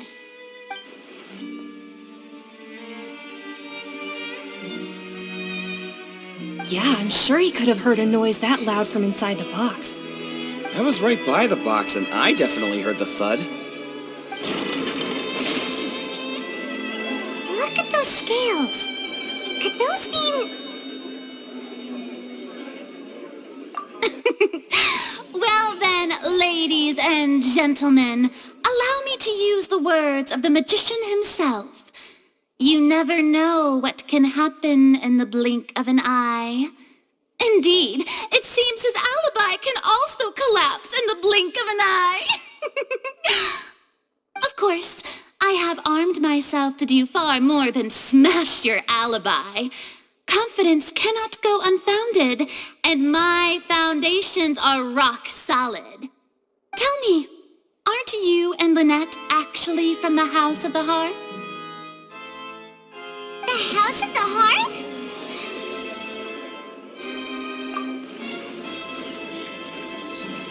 No wonder they did something like this. So the serial disappearances were the Fatsui's doing. Now it all makes sense. I've got a feeling that what happened on stage probably wasn't just an accident. That's irrelevant.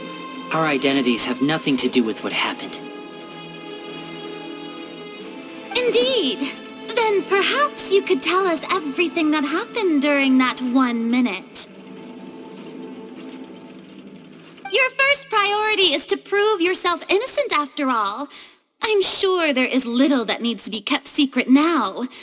Unless your script already has holes in it. The Outlander is speechless. My, oh my, don't they look flabbergasted? Now comes the infighting and discord, I suppose. This was almost too easy. Oh, good thing I made all those preparations. Seems the all-nighter I pulled last night is really paying off. Hey, Linny! Why didn't you tell us this before?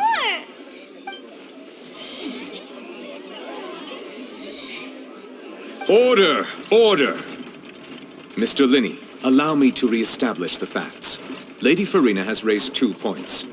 First, when the thud was heard in the Opera House, you were neither in the box nor the tunnel. Second, you and Ms. Lynette are both members of the House of the Hearth. Are these claims true?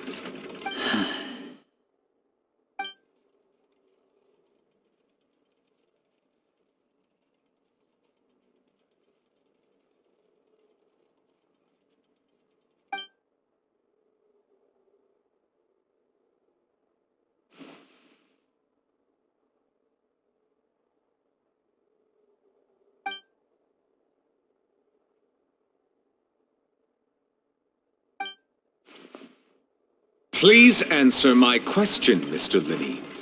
I'm sorry. Yes, they're true, Your Honor.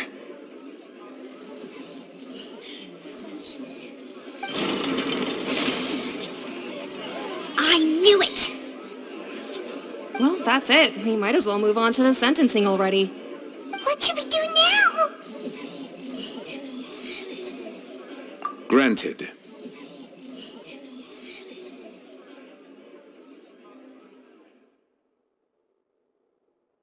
In that case, what is your request? Is that really necessary? They're already as good as guilty. The defendant deceived their own attorneys. What is there left to discuss? Order! Order, I say! Your request is reasonable, and we shall adjourn. This trial will reconvene in 1 hour.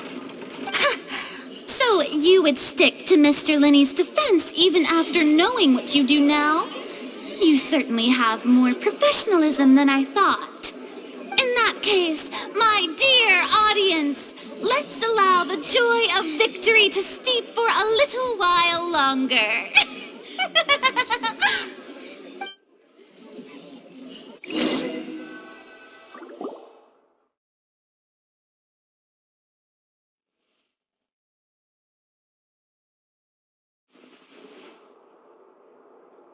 Well, this is awkward. I didn't think the Hydro Archon would dig all that up. I'm sorry, Traveler and Paimon. Yeah, sorry. Ugh. Paimon doesn't know where to start. We trusted you two. We based our entire reasoning on the assumption that you weren't bad guys. Not to set the wrong tone or anything, but Paimon's really mad! I'm very sorry. I know you're angry, and reasonably so, but please, let me explain. I know you've clashed with the Vitui several times before. I wouldn't be surprised if just hearing the word is enough to make you upset. But our organization is very, very large, and the Harbingers have very different personalities and goals. Right now, we want to save people. As many as we can. That's right. I'm sure we're on the same page when it comes to this nation and the disaster that its people might face. I knew if it weren't for our respective identities, we could become good friends. That's why I didn't wish to flat out lie to you, but chose to hide some details instead. The truth is very important, but being completely transparent about everything would see us spending more effort than we need to. Right. So, you be the judge. Heck, if I were you, I fear that I'd even struggle to trust me at this point. You met a Fatus who works as a magician, a trickster by trade. All by coincidence, too. But still, I'm asking you to trust me. I am no criminal. At least, not in this case. Sorry. Please forgive us. Well, you both say that, but...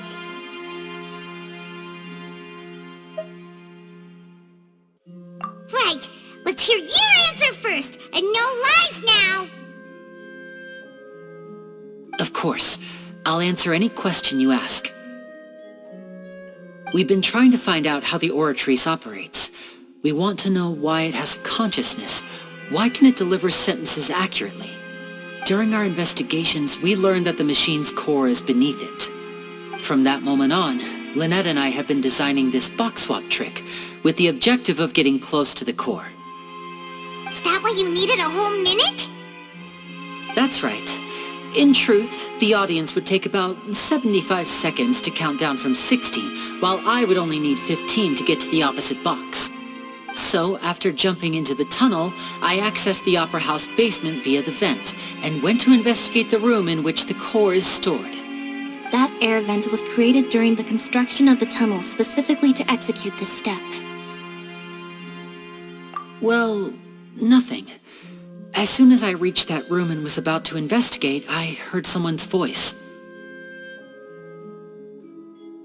Which should have been impossible, of course. I was quite certain that I was the only one in the room. That voice seemed to recognize me and tried to speak to me. I chose to err on the side of caution and retreated the way I came.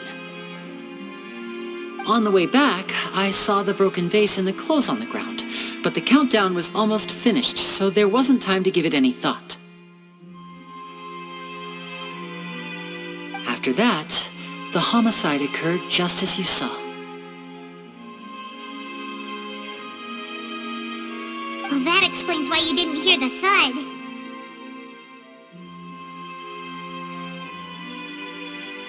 Because of that prophecy I told you about, of course. We must know all we can about this nation's secrets in order to deal with that prophesized crisis. That's the only way we can save everyone.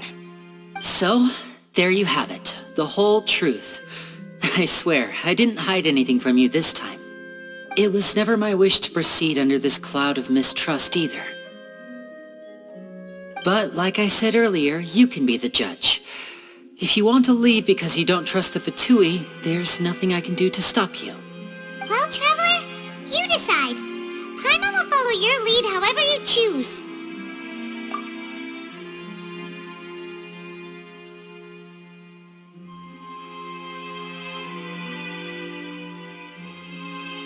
Okay, thank you. Thanks for giving us a chance. The current problem is that the scales are tipped pretty badly against you two. If we want to refute the Hydro Archon's accusations, we're gonna need a seriously watertight defense. Huh?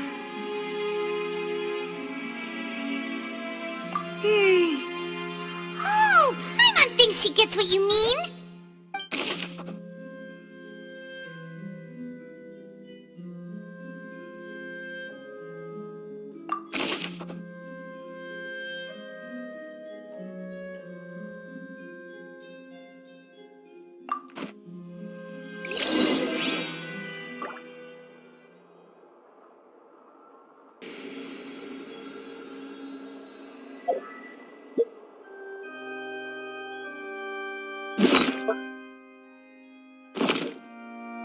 If you lie on the grass, you can feel the heartbeat of the world.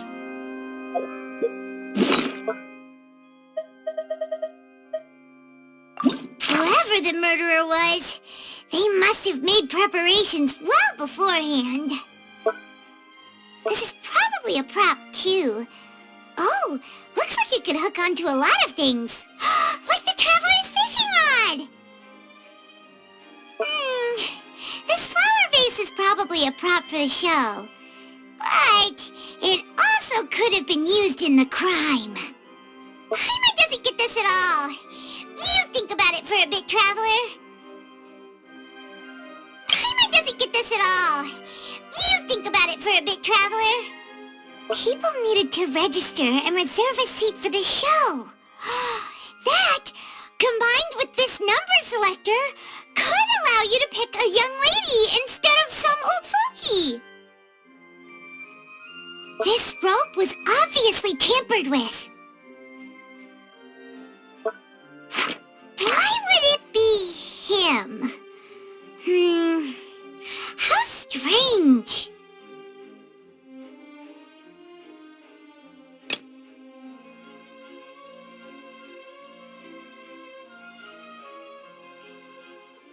Gosh, no wonder the serial disappearances never got solved.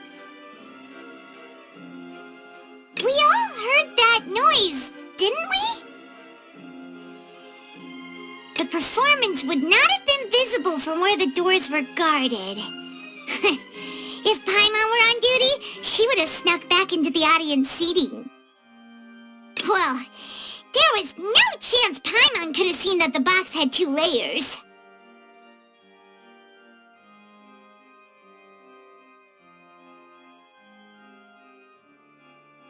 And that's why only the 2 of them can perform this trick.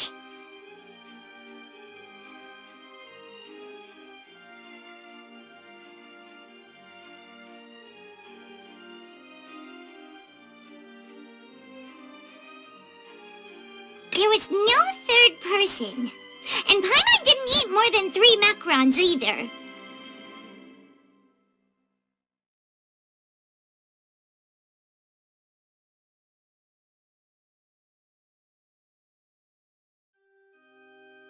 Digging a tunnel just for a magic trick? Whew, that must have been a lot of work. That size wouldn't have been a problem for Paimon. Paimon hopes he's telling the truth. Doesn't seem likely that anyone could have been there.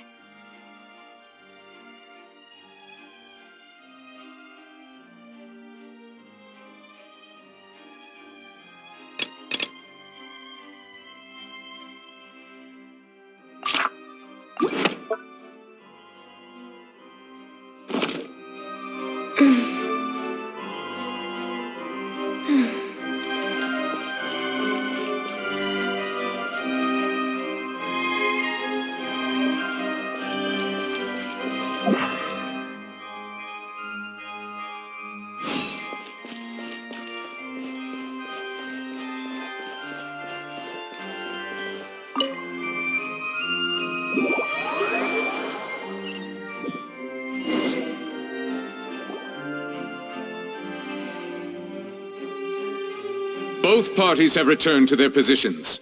Let us continue the trial. When last we left off, Mr. Linney acknowledged the new evidence presented by Lady Farina as fact. Therefore, Lady Farina may continue stating her reconstruction of the events. That took long enough. Now then, if everyone would lend me their attention. At this stage, let's revisit that scene from Linney's perspective.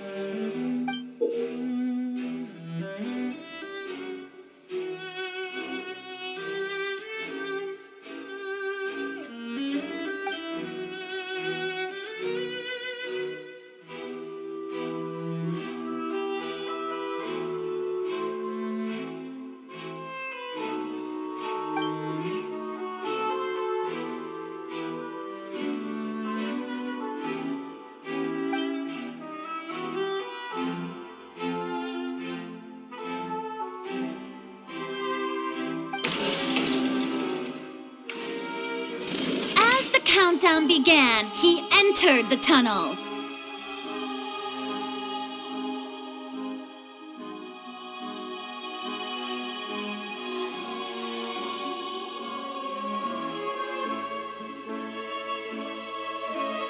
When the flatbed trolley passed, he opened the box and got into an altercation with Halsey, which caused the loud thud. He did not realize that the sound could be heard by everyone in the opera house, which is why he claimed earlier that he could not hear the sound. Finally, he used the vase to knock her out, before making her change clothes to prevent others from recognizing her. At this time, Cowell arrived in the tunnel, having heard that strange noise, and caught Linny red-handed. So Linny proceeded to knock him out too before stuffing him into that box. Afterward, Linny passed the unconscious Halsey to his accomplice through the magic box in the audience stands, before operating the devices such that Cowell's death would be ruled an accident.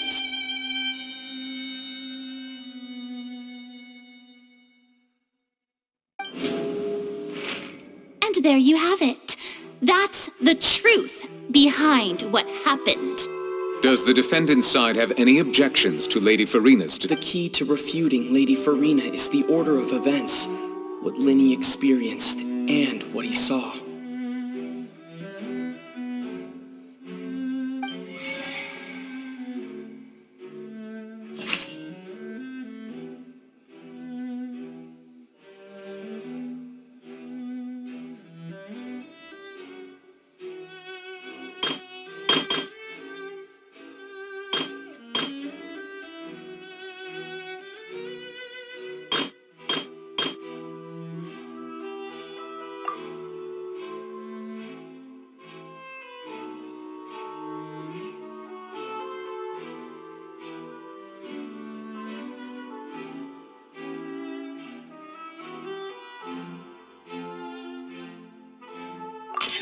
According to Linny, he left via the vent after entering the tunnel. He couldn't have had that altercation with Halsey.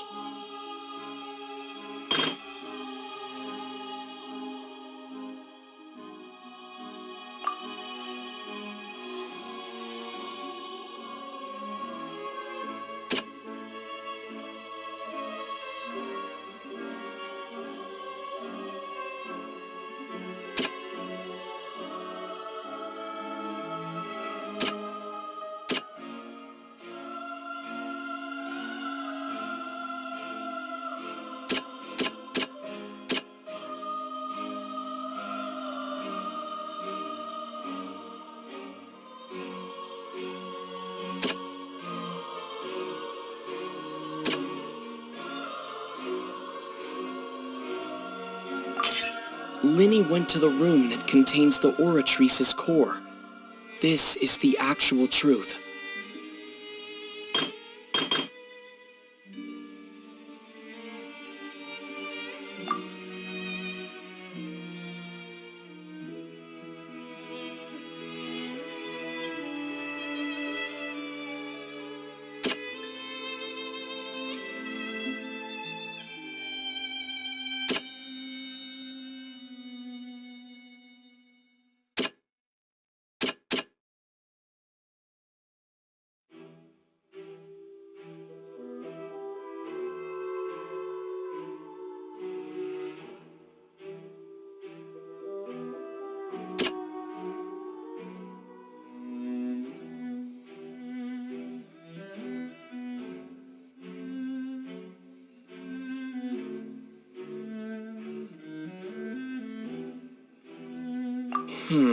Seems this won't produce a particularly effective rebuttal.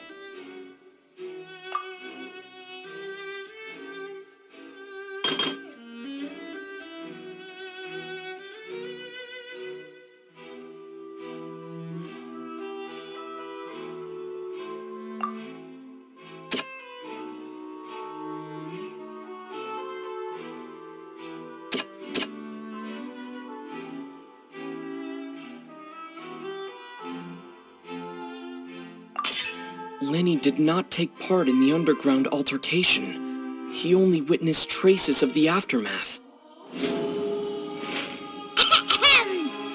Attention! Ace Detective Paimon has something to say! started, Linny did indeed go into the tunnel. But he immediately used a vent to access the Opera House basement, which is where the underground core of the Oratrice is stored. Once he reached that area, he heard a voice in what should have been an empty room. Since he felt something was amiss, he returned immediately. The crime scene had already developed by the time he reached the tunnel again, and in order to complete the magic trick, he did not remain there for any length of time. Finally, he reached the surface, and that was when the accident happened from his point of view. Therefore, he's innocent!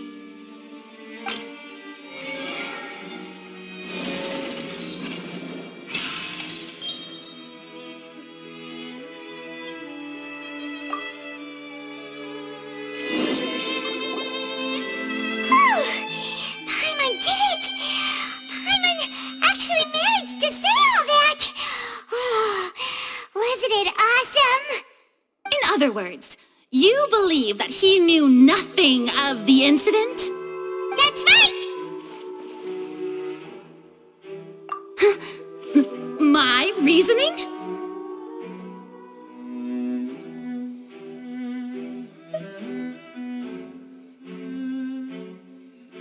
If that's the case, then if Carol hadn't entered the tunnel, who was the entire setup meant to kill? Assuming that what you say is true, Linny only needed to kidnap the young girl to cause a new disappearance case. What would the point of killing someone on stage be? Oh, they have a point. That's right, you tell him! And that's why they're partners of mine. They've managed to turn things around. Oh, well, your denial is very strident, I'll give you that. But what proof do you have to back your claims?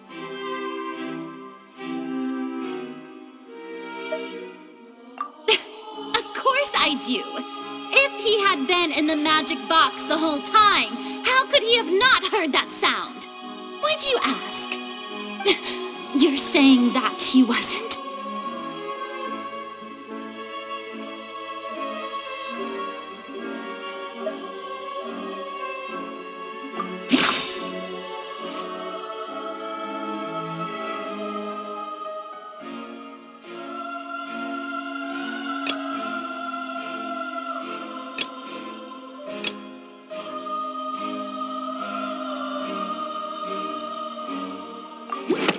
Sure we don't need to give this more thought? Paimon thinks there's something off here.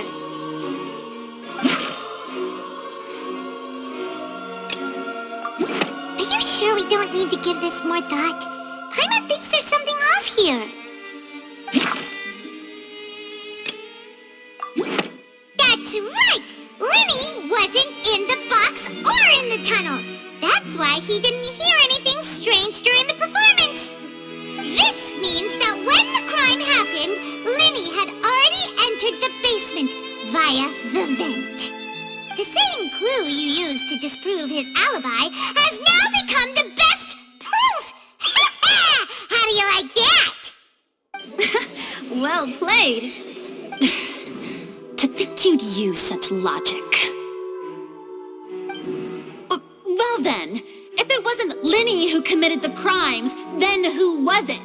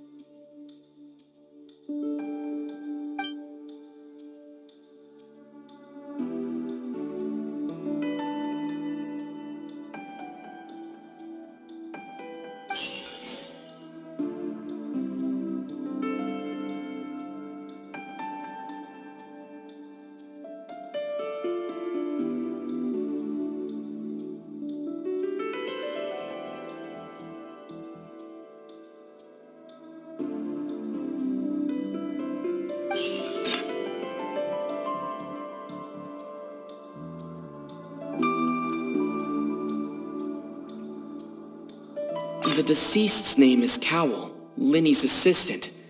He would have been able to tamper with the equipment.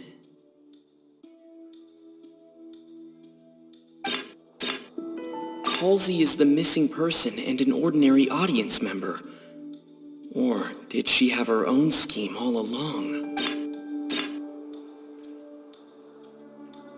Could there have been a third person involved? Is that really a possibility?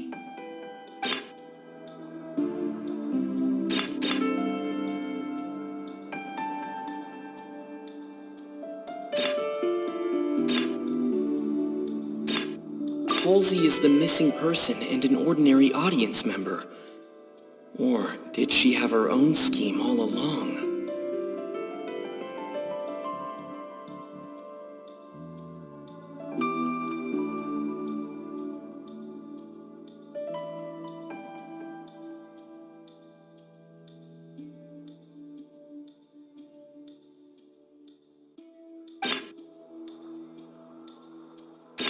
Could there have been a third person involved? Is that really a possibility?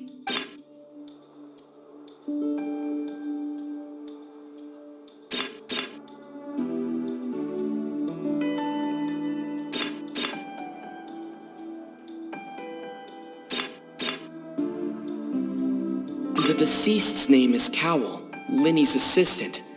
He would have been able to tamper with the equipment.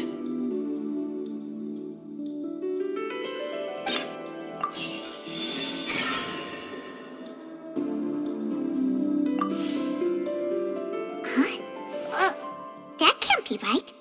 Are you serious? The killer was, in fact, Cowell, the deceased! Oh, is that so? How interesting! Let's hear your reasoning then. What I must do next is recreate the truth, what Cowell did, and how he went from would-be perpetrator to victim.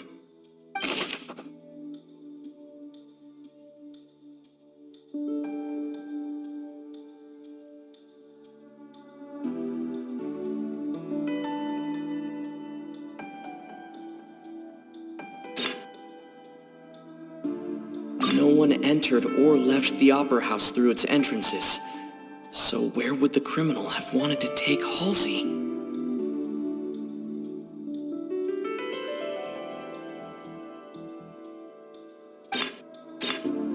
The deceased's name is Cowell, Linny's assistant. He would have been able to tamper with the equipment.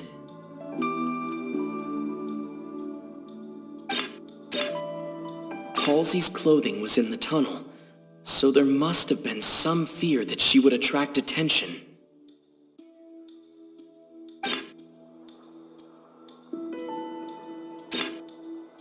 The sound we heard may have come from a clash between the missing Halsey and the criminal.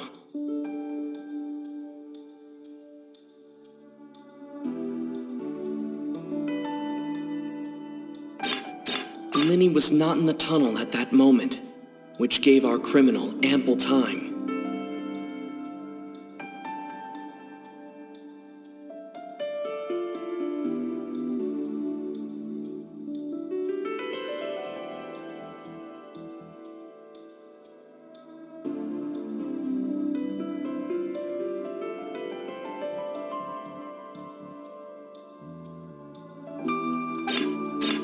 It would have been tough for both people to fit into that vent.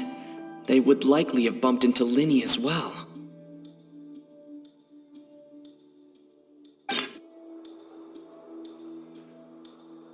Linny was not in the tunnel at that moment, which gave our criminal ample time.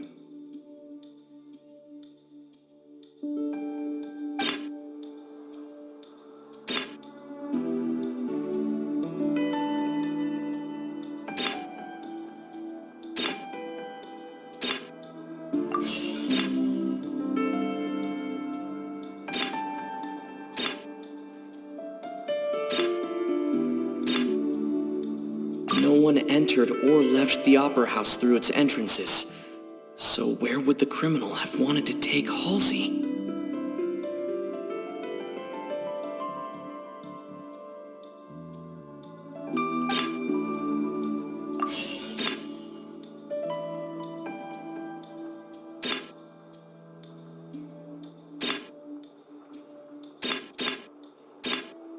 It would have been tough for both people to fit into that vent. They would likely have bumped into Linny as well.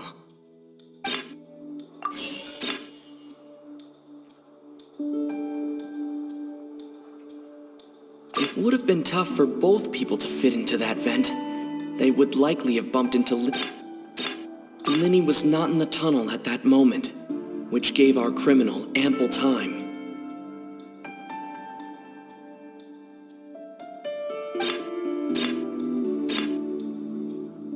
Halsey's clothing was in the tunnel, so there must have been some fear that she would attract attention.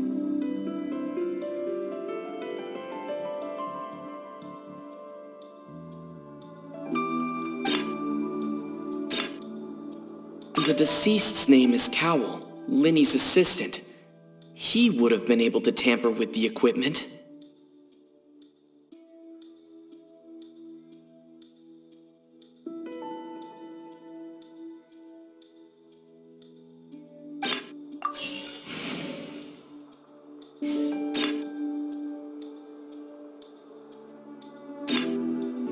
It would have been tough for both people to fit into that vent. They would likely have bumped into Linny as well.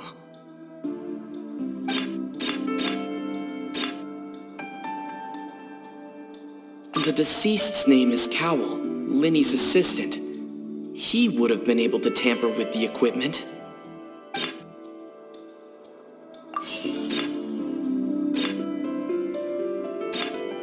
No one entered or left the Opera House through its entrances.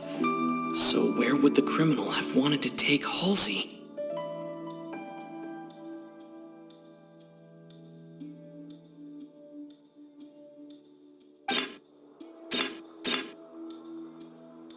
The sound we heard may have come from a clash between the missing Halsey and the... Halsey's clothing was in the tunnel, so there must have been some fear that she would attract attention.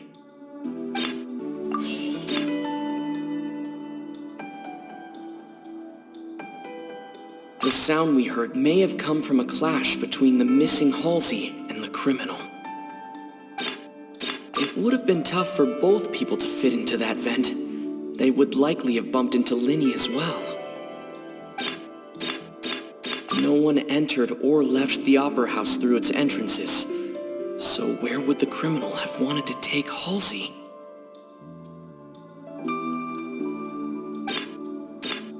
The sound we heard may have come from a clash between the missing Halsey and the criminal.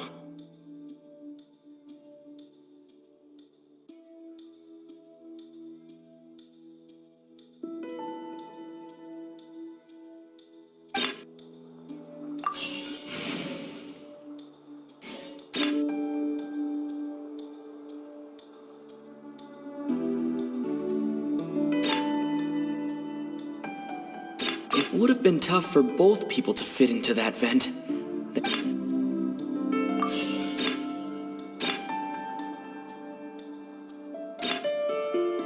No one entered or left the Opera House through its entrances.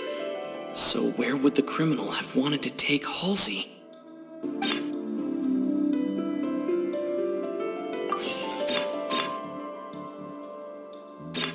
No one entered or left the Opera House through its entrances.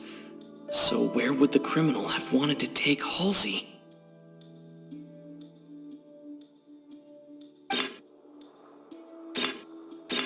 It would have been tough for both people to fit into that vent.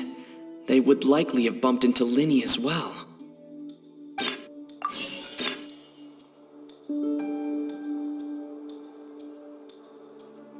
It would have been tough for both people to fit into that vent. They would likely have bumped into Linny as well. The sound we heard may have come from a clash between the missing Halsey and the criminal. Halsey's clothing was in the tunnel, so there must have been some fear that she would attract attention.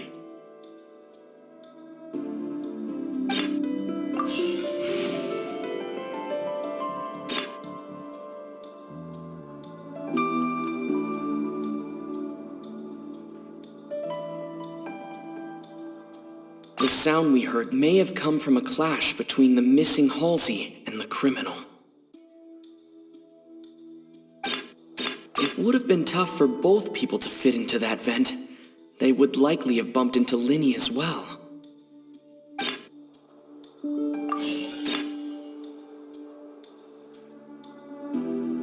The sound we heard may have come from a clash between the missing Halsey and the criminal. The deceased's name is Cowell, Linny's assistant. He would have been able to tamper with the equipment.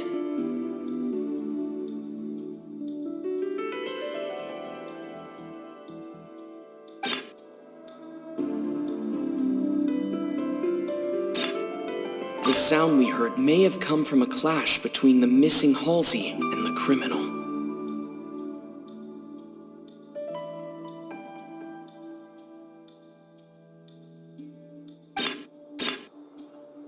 The deceased's name is Cowell, Linny's assistant. He would have been able to tamper with the equipment. No one entered or left the Opera House through its entrances. So where would the criminal have wanted to take Halsey?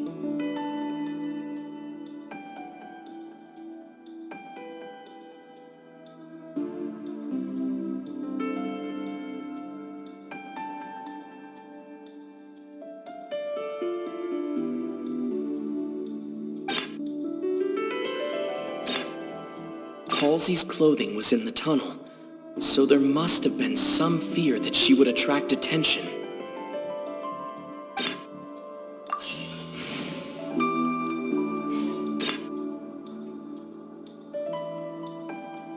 The sound we heard may have come from a clash between the missing Halsey and the criminal.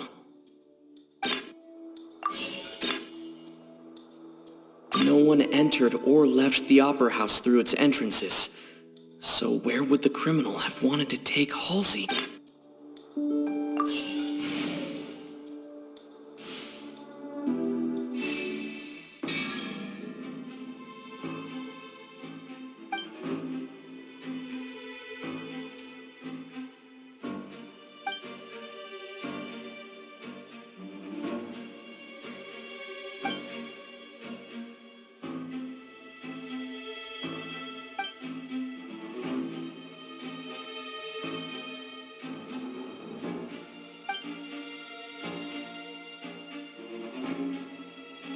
What's wrong, Traveler? Are you still having trouble figuring things out?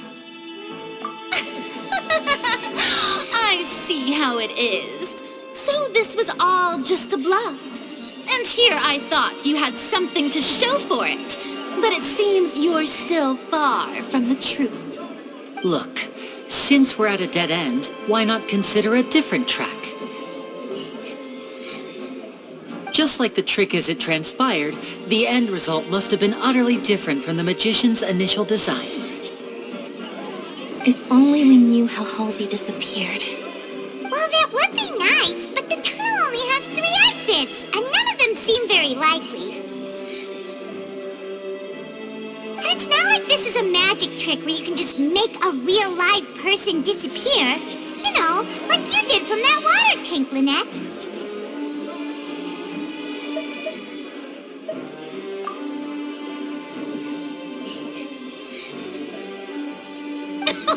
Excuse my interruption, dear opponents, but do you not see that the crowd is growing impatient? There is no greater sin in this opera house than an awkward delay in the performance.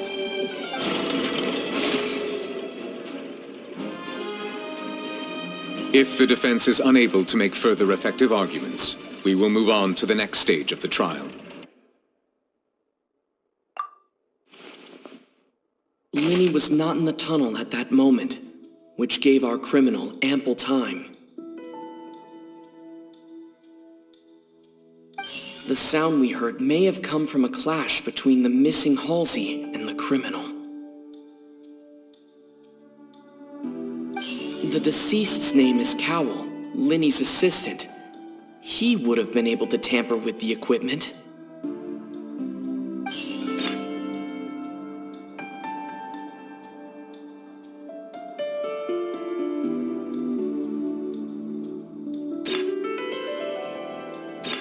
No one entered or left the Opera House through its entrances. So where would the criminal have wanted to take Halsey?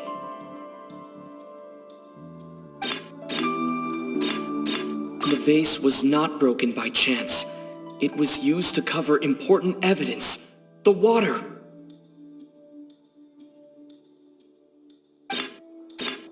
Halsey's clothing was in the tunnel, so there must have been some fear that she would attract attention.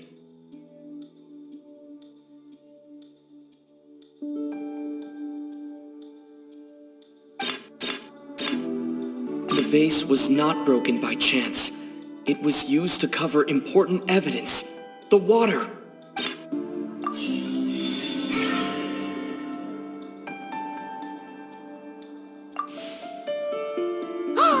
Paimon gets it! It all comes together if Halsey disappeared instead of being kidnapped! Lynette escaped from the water tank, vanishing gradually and leaving only clothes behind. If there's a similar method where a person could be transformed into water...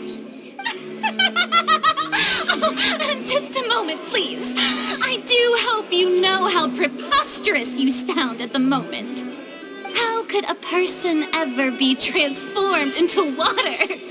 This is reality we're talking about here, not some magic trick.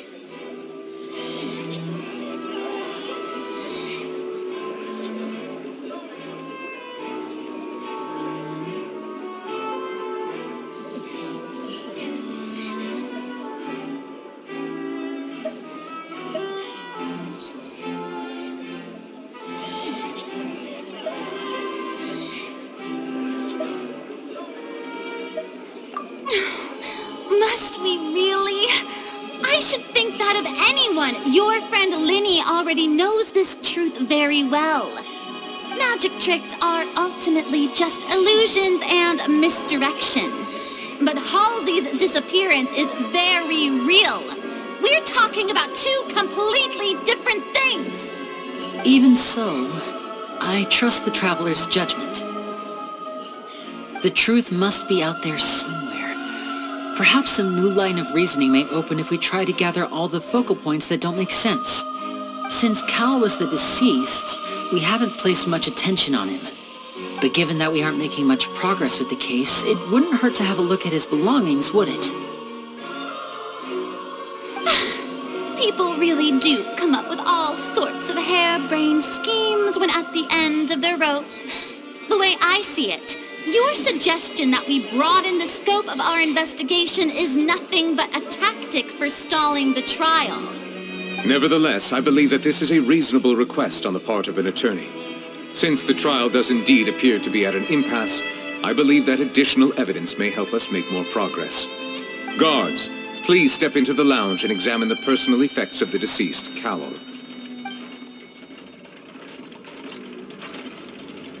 We are still examining the items, but we have already made critical progress that we feel must be shared with everyone post-haste.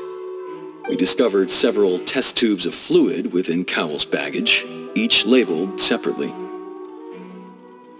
The notebook in his backpack claims that these fluids are water from the primordial sea.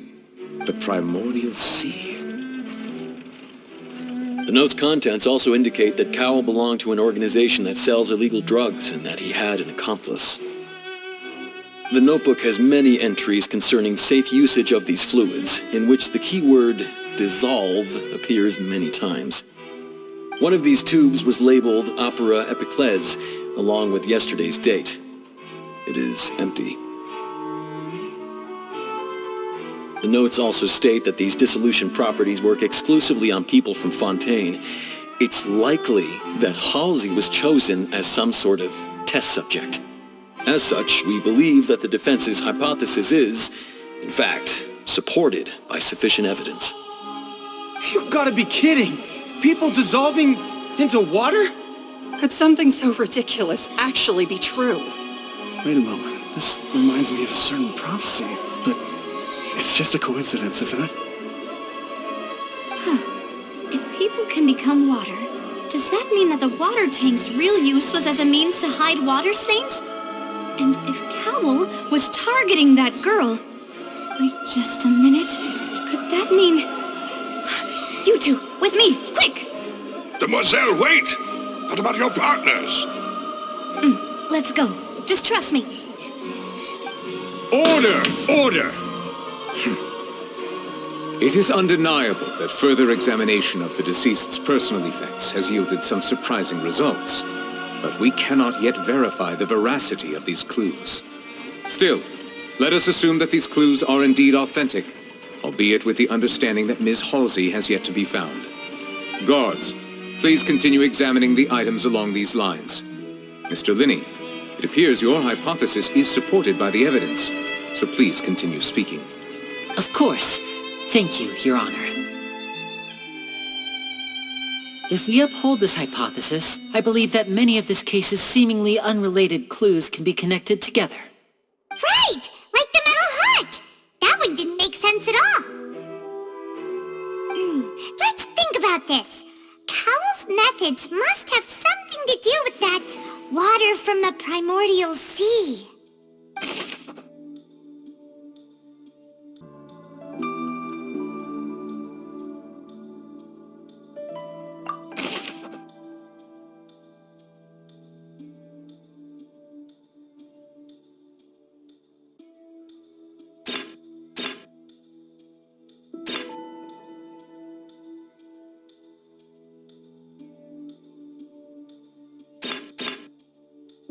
The water from the primordial sea should already have been prepped before Halsey entered the magic box.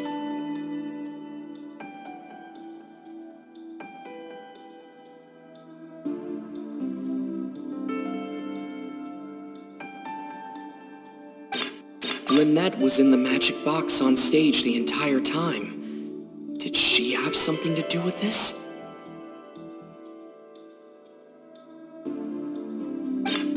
I remember there was something else within the inner layer of that box.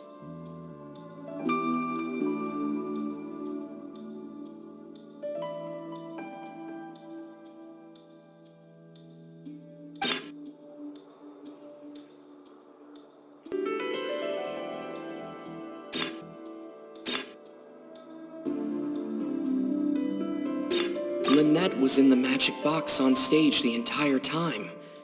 Did she have something to do with this?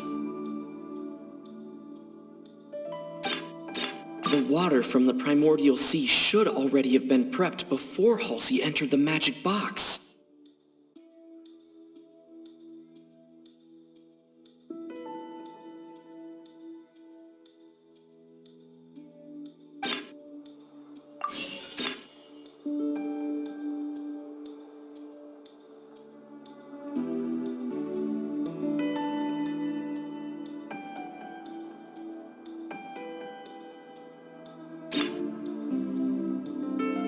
Now it seems like the hook rope was not meant for another magic trick, but was instead some form of triggering mechanism.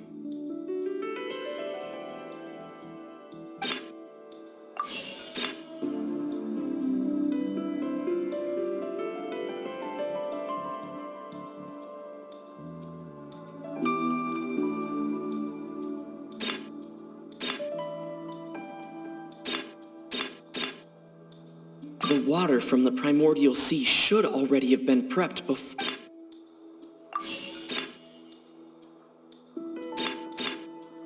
The deceased's name is Cowell, Linny's assistant.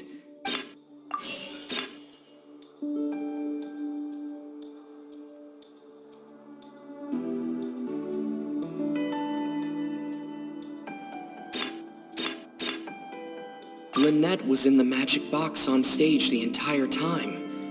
Did she have something to do with this? I remember there was something else within the inner layer of that box.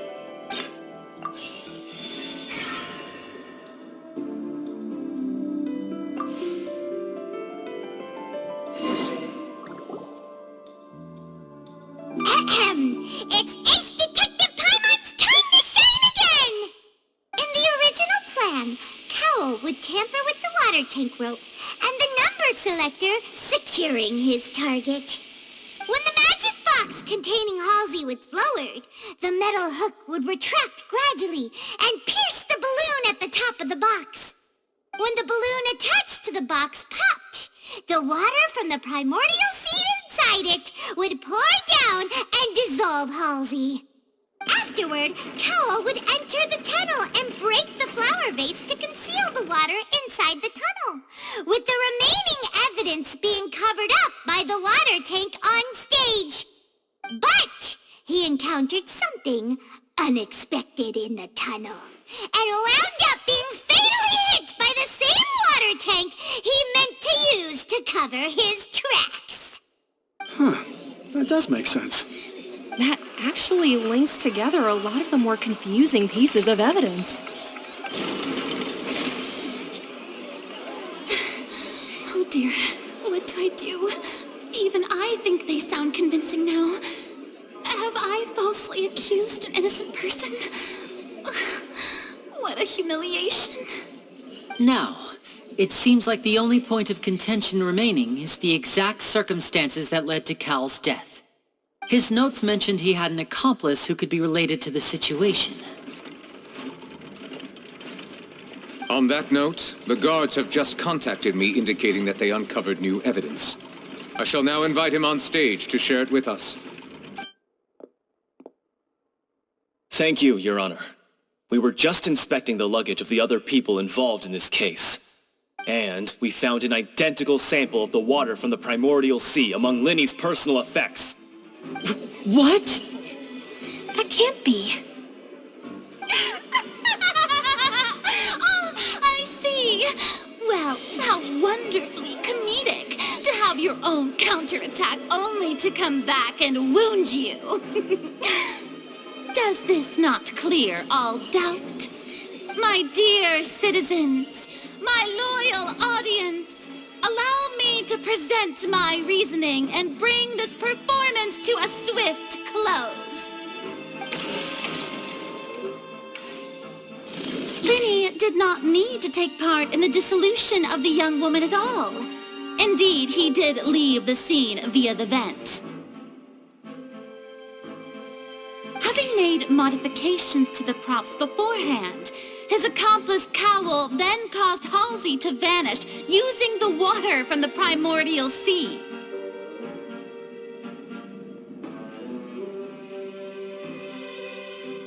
But upon his return, in cruel avarice, Linny desired sole credit and prepared to do away with his partner in crime. Ultimately, he knocked Cowell out, and the tool meant to cover the crime up also became a murder weapon. Now, as much as I regret having come to such a viciously straightforward conclusion, it does seem that the famed Fatui is quite the cold-blooded and ruthless organization. Am I right, Mr. Linny? We've used up all the evidence we collected. There's no way for us to make a rebuttal here. Is this the end of the road?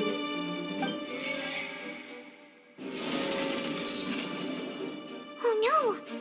Paimon can't think of anything either. It doesn't look like there's any way around this. Seems using the water as new evidence was too good a move. Why did this have to happen now? I think we've all seen enough now, and we have ample witnesses to my flawless reasoning. I believe this is indeed the finale.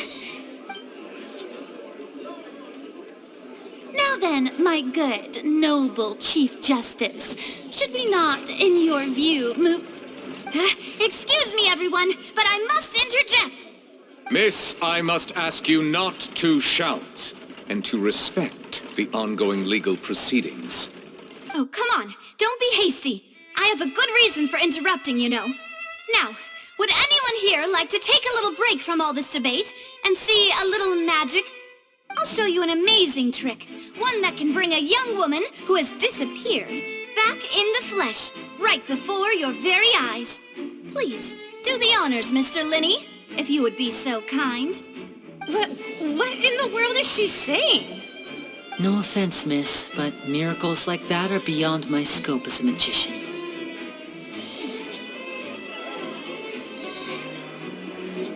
Come on now, don't be silly. Magic is all about misdirection, isn't it?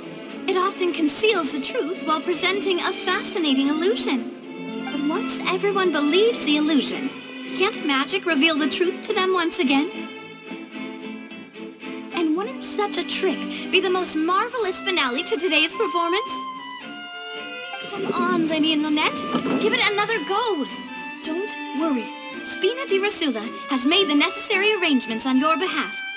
But, as the magic makers and stars of the show, I think I should leave the final performance to you.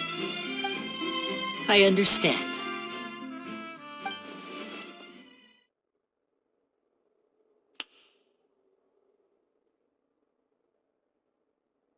And voila!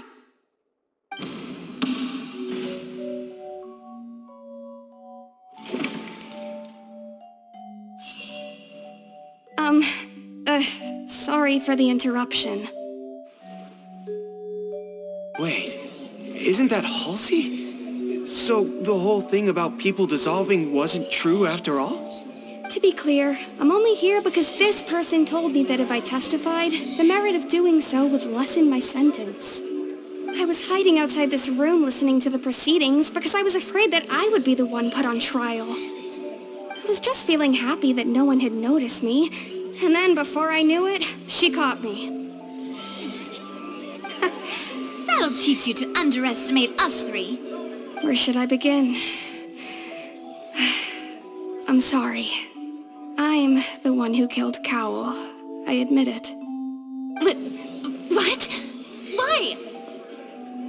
Firstly, my name isn't Halsey. It's Lillian, and I'm originally from Mondstadt. I heard that Linny's show was going to be a real thriller, but I missed the chance to buy a ticket, so I stole one. That's how I make a living. I steal stuff here and there, and I'd never been caught before. But I was noticed at the harbor a few days ago, and I barely got away. Lenny was the one who caught me in the act. Hey, no wonder you look familiar. So you were the thief. Liddy even mentioned that you were pretty skilled. Well, and I thought that would have been the end of it, but then the number selector chose me. He even mentioned the Fortress of Meripede. That's a prison, isn't it? So you can imagine how shocked I was. I thought he was onto me for sure. So I played along with the show while looking for an opening to flee, but then I got water poured on me for no reason, and then someone jumped into the tunnel to nab me. I wasn't going to take that lying down, so I knocked him out and stuffed him into the box. There was nowhere to run from there, though, so I had to change my clothes and hide in a box containing performance costumes. I slipped out after the first guard arrived at the scene and continued hiding inside the opera house. Can a person even hide in there?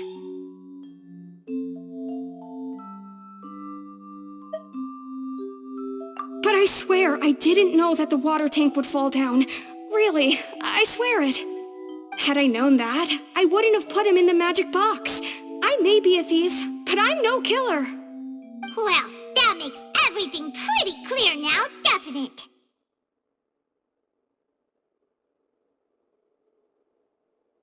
This time, we need to tell the entire story from Lily-Ann's perspective.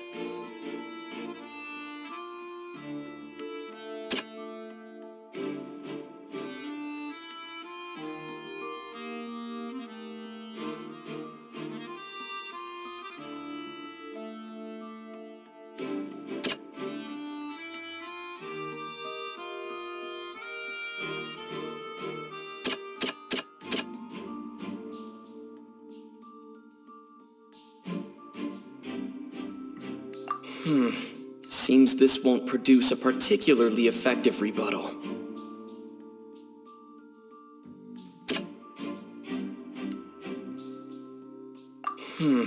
Seems this won't produce a particularly effective...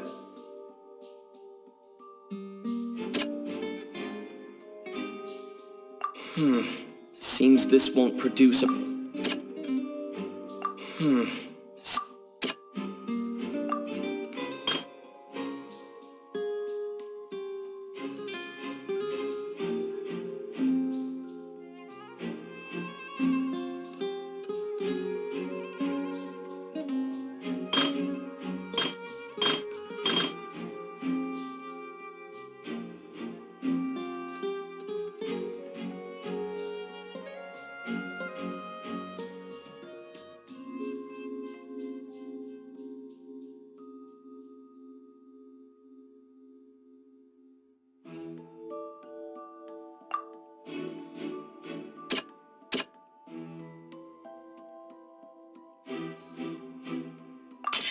The strange sound wasn't from a fight.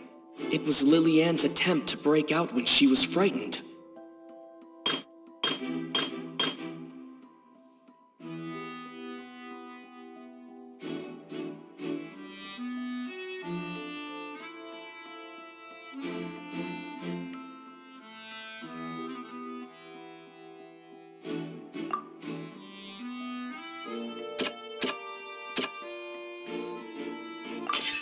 The flower vase was not broken to cover anything up, but it was smashed during the struggle between Lillian and Cowell.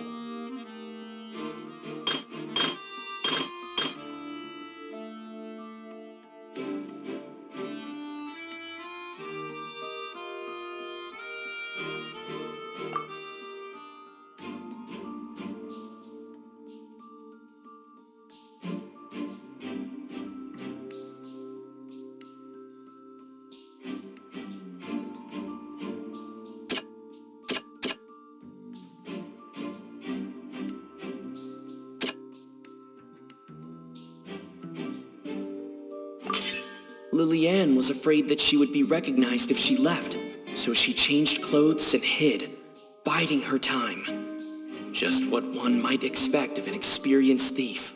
And it's Ace Detective Paimon time! Having been selected out of the blue, Lillian panicked. Her panic only intensified after she entered the tunnel and had water poured on her head. So she kicked the door open, producing the thud we all heard.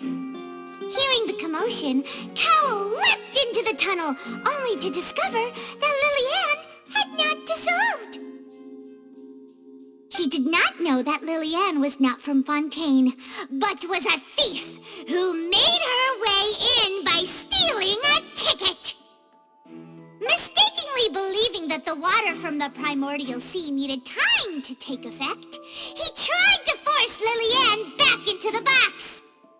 The two broke the flower vase during the struggle, but Lillian came out on top, knocking Cowell out and putting him in the box.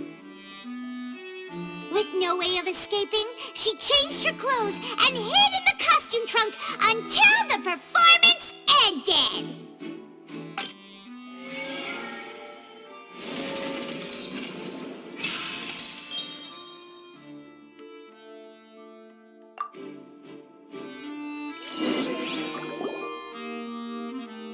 She knew that she would have to go through guard inspection if she tried to leave afterward. So, she has been trapped in the Opera House these last 2 days. She had already become desperately hungry by the time we were chatting over macarons. So, she swiped 2 of them right under our noses. Talk about a sneaky thief. At this point, all the events that happened in the tunnel have now come to light. Ah, so that's the whole story. Bravo! Bravo!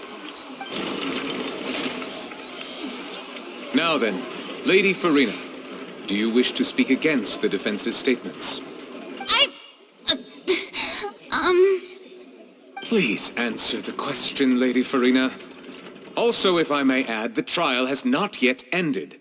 As such, I request that the prosecution not leave the room before the proceedings have concluded. What, are you reading my mind now? No, I have no further arguments. I admit defeat. But really, could you at least have left me with some dignity?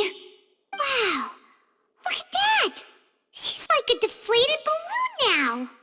If there are no objections, then as the Chief Justice of Fontaine, I shall once again repeat the full sequence of events. The actual perpetrator of the serial disappearances, Cowell, selected his next victim from the audience reservation list. With some modifications to the selector, he could ensure that the pre-selected young woman would be chosen. To cover up any evidence while committing the deed, Cowell thought of allowing the water tank to fall, which would conceal the water left behind after the young woman was dissolved. He also tampered with the rope suspending the water tank, using the fireworks at the end of the performance to cause the tank to drop and hide the watermarks. He poured the water from the primordial sea into a balloon during the preparation of the magic box and stuck it to the box's lid. Finally, he passed the prepared hook on a rope through the gap in the magic box's door when bringing the young woman to said box.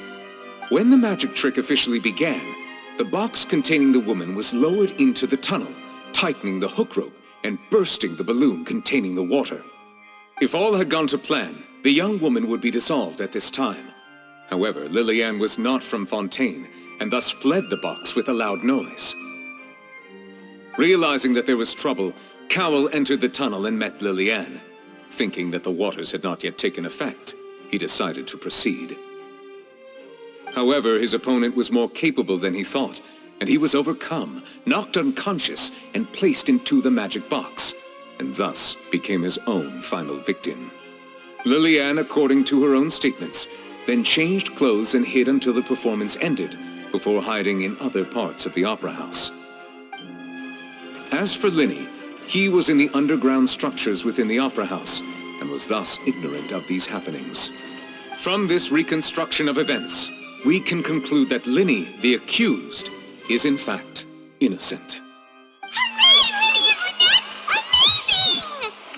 While there is much in Linny and Lillian's conduct that should still be investigated separately, this case at least can be handed over to the Oratrice to make the final decision.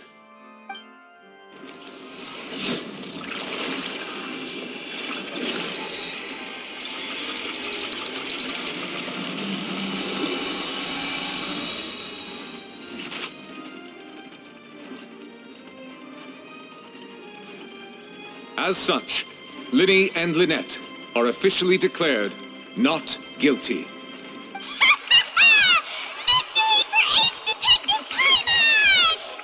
Great work, partners. Thank you all. Thank you so much.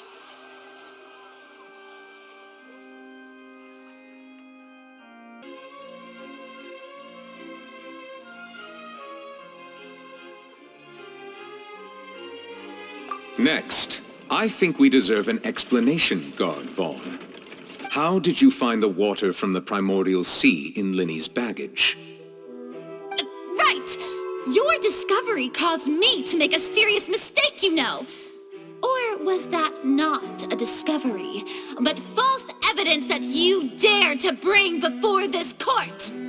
I suspect that the accomplice mentioned in Cowell's notes was not Linny, but you, yes?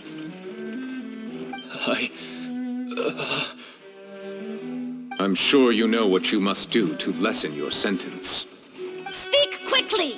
Unless you want to earn yourself a one-way ticket to Coupon Town. I was just following orders. We were supposed to place blame for the serial disappearances onto Linny, and thus cause suspicion to fall on the Fatui. The higher-ups said this was the best opportunity to do so. And now that your plan has fallen through, and the secrets of the water have been revealed, you have become a liability to said higher-ups, yes? Therefore, you would be wise to tell everything you know and seek the protection of the guards. Yes, I'll tell you everything I know. Our boss discovered that the water can cause people to dissolve. It can also be made into a potion, which when extremely diluted, can cause people to experience unforgettable exhilaration. We've been in this business for a while now, and have made decent mora off it. The disappearances were also the boss's idea. I mean, this is the boss we're talking about.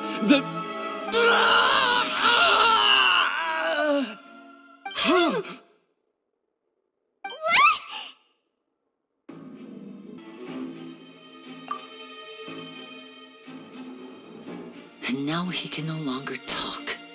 Such ruthlessness. I shouldn't have expected any less of them. An outrageous act.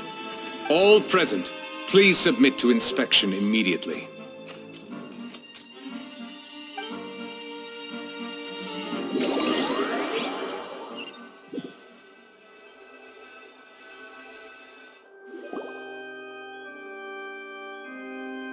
So, we're just going back now?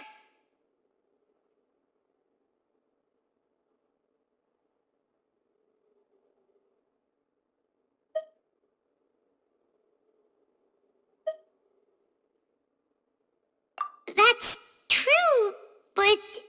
Traveler, Paimon! Please wait. Lenny... I know you may not want to speak to me right now. Maybe you don't even want to look at me. But still, let me thank you again for defending me to the end, even after you learned that I'm a member of the Fatui.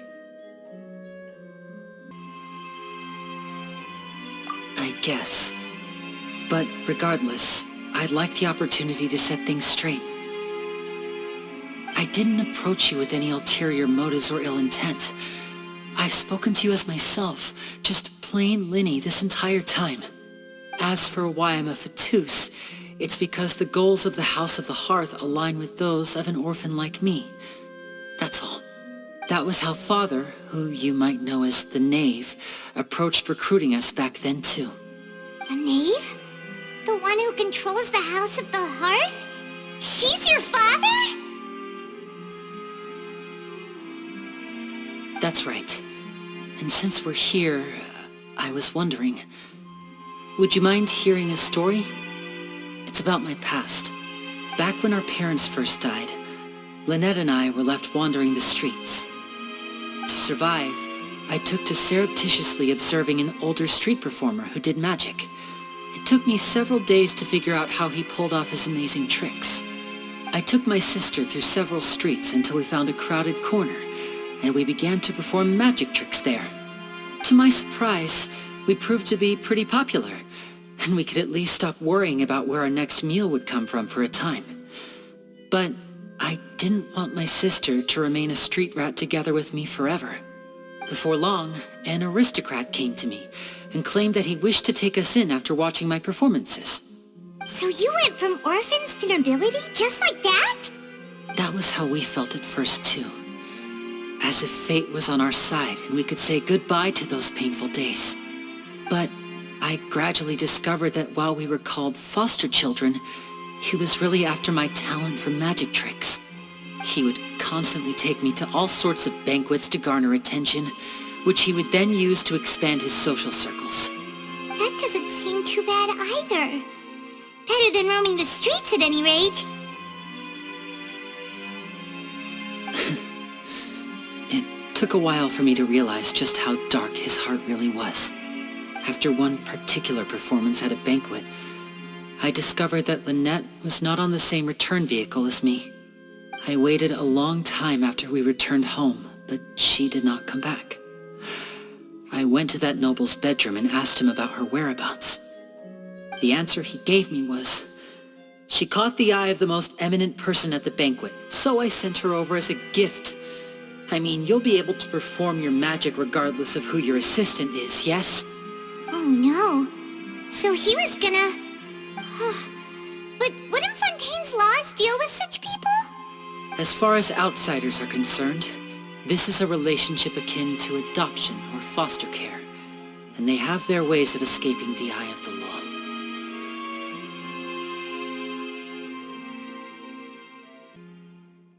I managed to ferret out the location of the mansion of that so-called eminent person and hurried through the night. But by the time I leaped over the walls, avoided the guards, and made my way in, all I saw was the moonlit ground covered in blood, and the knave standing there in the darkness. So, she'd already taken care of that guy. That's right. She had rescued my sister before she could come to any harm, and had even discovered several girls hidden in a basement, all of them orphans. Father, the knave, might have seen something in me, and so she made me an offer. The House of the Hearth welcomes you, for your interests align with ours. Here, none will ever betray you. Indeed, betrayal shall never be permitted here. I was hesitant to trust her. I had just been betrayed by nobles. But she was also quick to destroy the noble who had taken us in at first, giving us back our freedom. Oh, so that's how the two of you joined the House of the Hearth.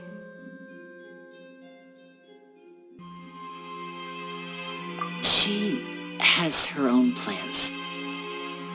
She has gained permission from the Tsaritsa to first use the Gnosis' power when she obtains it.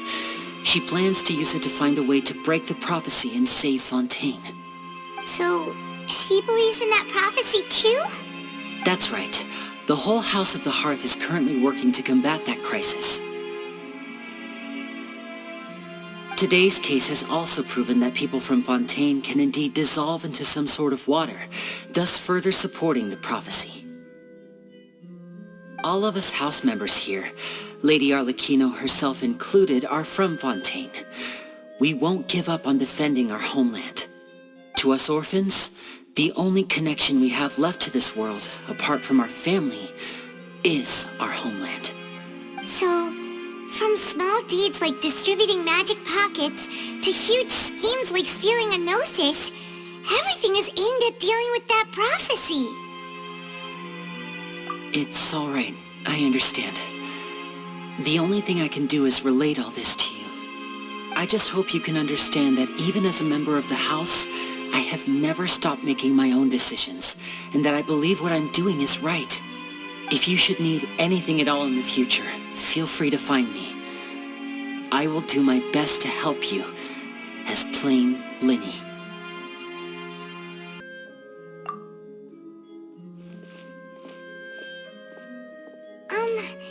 Bye, Linny!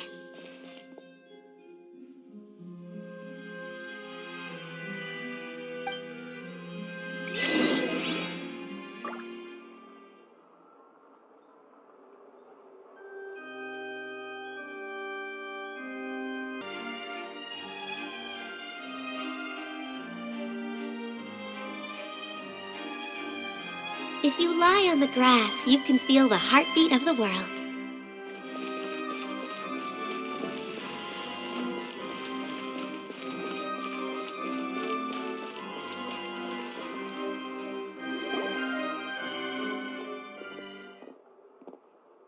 Hey there! What was with the disappearing act you pulled right as the trial ended? Were you looking for us, Navia? Well, this whole thing isn't exactly over, is it? I do feel that we're getting closer to solving the serial disappearances case, though. Don't you think so, too? Huh? What's wrong, my dear partner?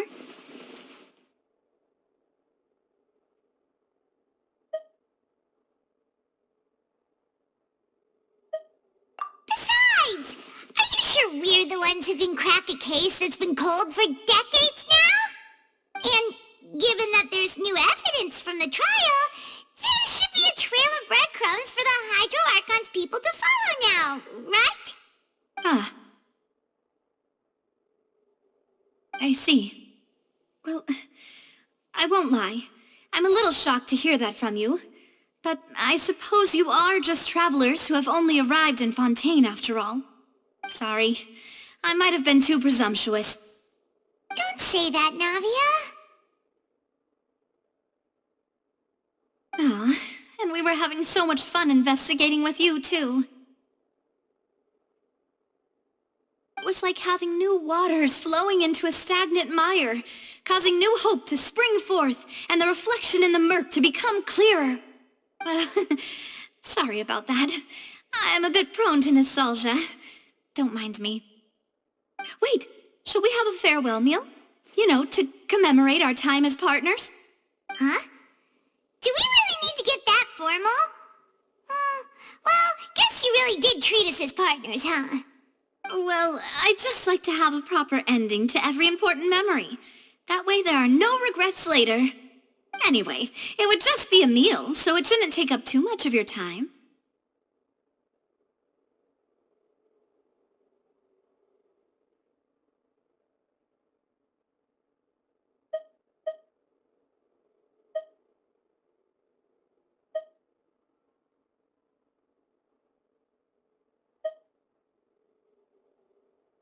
You don't have to twist Paimon's arm. If Boss Navi is treating, count Paimon in! Oh, wonderful. In that case, why don't we return to the court of Fontaine and head to the Hotel de Boer? I believe we'll make it just in time for dinner. All right then, let's have our farewell meal!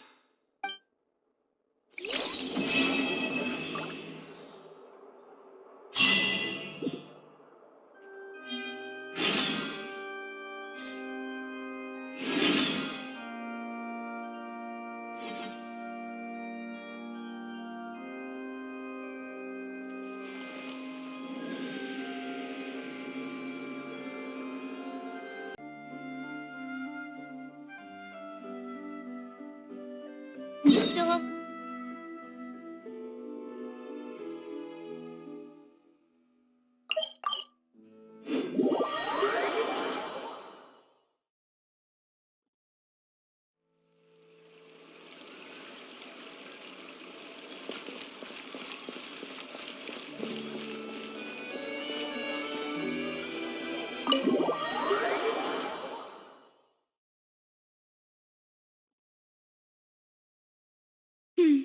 I came here several times with my father when I was little, but stopped eating here as often after growing up.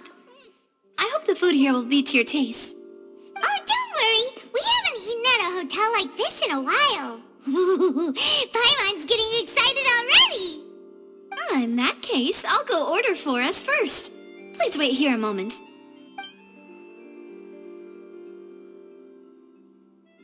Ooh, everything looks so good.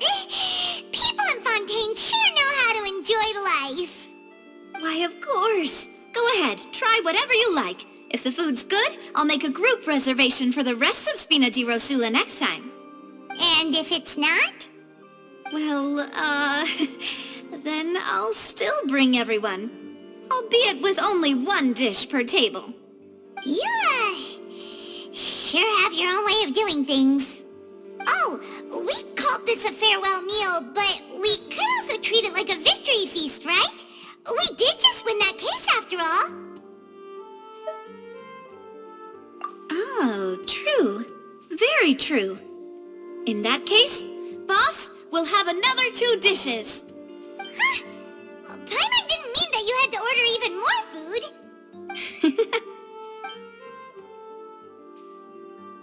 Speaking of cases, do you think that the mastermind behind the serial disappearances will get caught soon now that this has all happened? Well, we've certainly taken a big step forward, but I feel that's about it. We know that there's an organization that means to dissolve these young women, but we still don't know what they are really after. If it hadn't happened right in front of us, Paimon wouldn't have ever believed that a person could be dissolved like that. Right? Yet it was because this was such a preposterous notion that the investigation could never really move forward before. Ugh. If only that guy could have finished speaking! We were so close to hearing who was behind it. In such investigations, even the smallest step can seem like a yawning chasm if the trail of clues is cut off. To be honest, I don't have high hopes for any follow-up that the authorities might conduct. It's not that I don't have faith in their ability, it's just that a different perspective is required in some matters.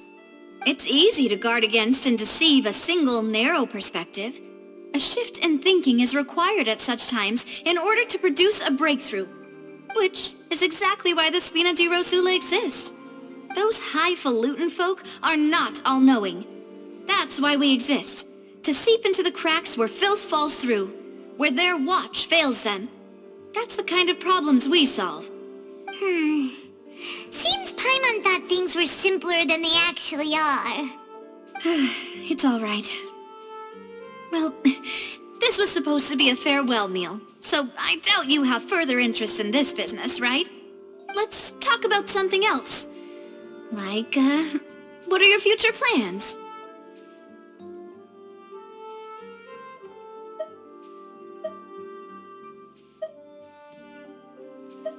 That's true.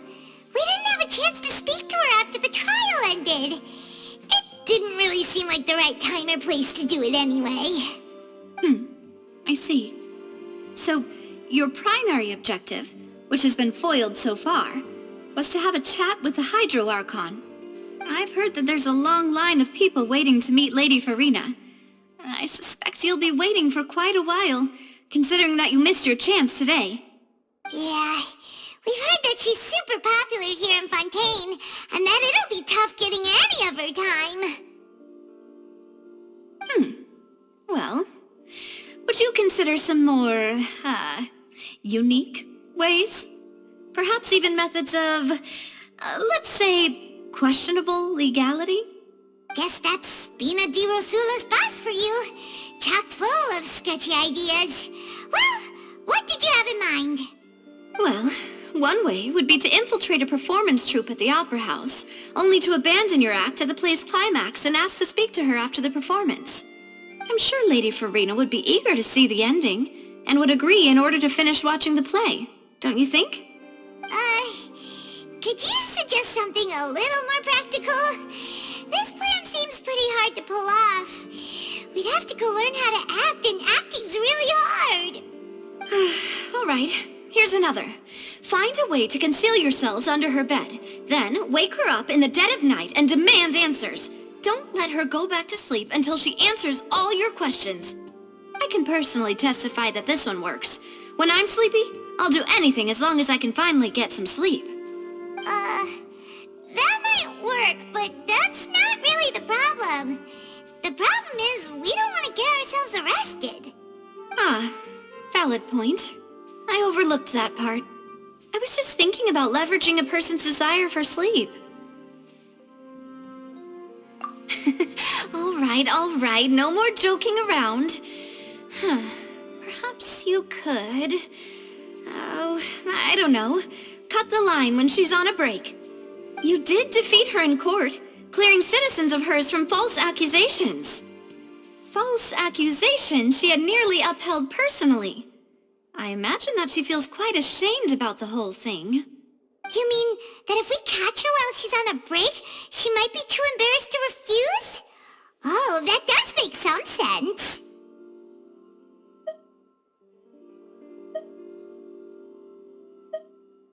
Why don't we give it a try after this meal? You know, strike while the iron is hot and all. Huh? Paimon, did you drink my Fanta? Was this your drink? Sorry about that. Paimon wasn't really paying attention and the cup was right next to Paimon. Would you like to order another? No, it's fine. We're just about done here. Alright. Honestly, Paimon wouldn't recommend Fanta anyway. It tastes kinda salty and icky.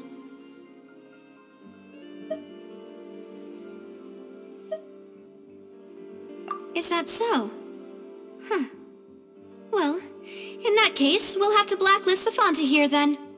If we're all finished eating, then I'll go pay. Yeah, we're stuffed. Thanks for the treat, Navia.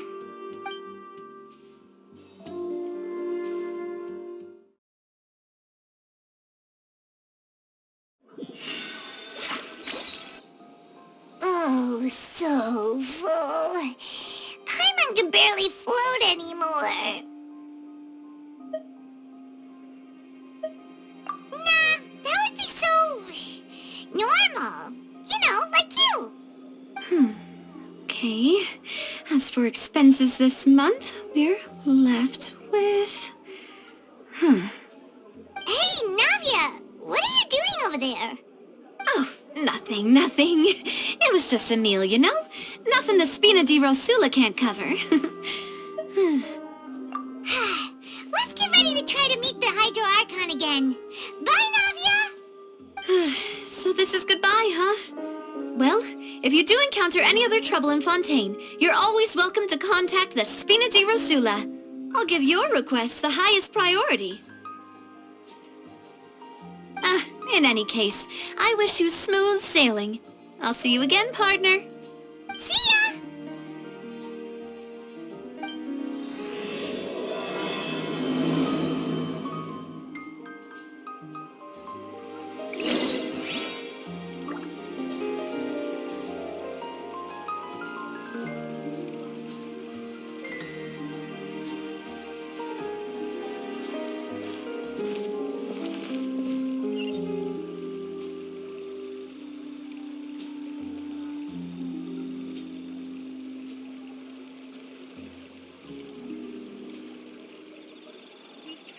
Just rely on the ocean's self-cleaning ability.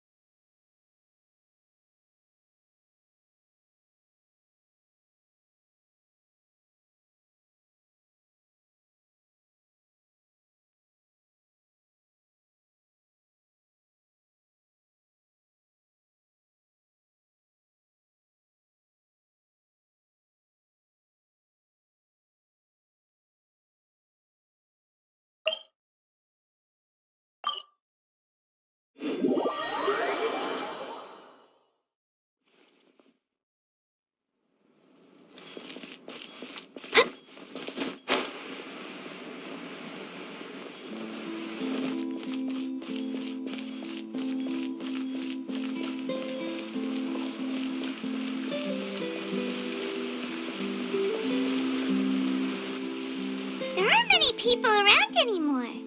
Looks like that boat we took to Araneas might have been the last one. Vache. Looks like we're back here again. Huh? Traveler? Are you hearing voices again? That's kinda spooky. Are you sure we don't want to come back in the morning? Vache? Hey, why are you still walking towards it? There might be something nasty in the water. Huh? Hang on. Paimon can kinda hear a voice. It's calling for Vache, right? Hey, Traveler? Stop walking! Come on, wake up!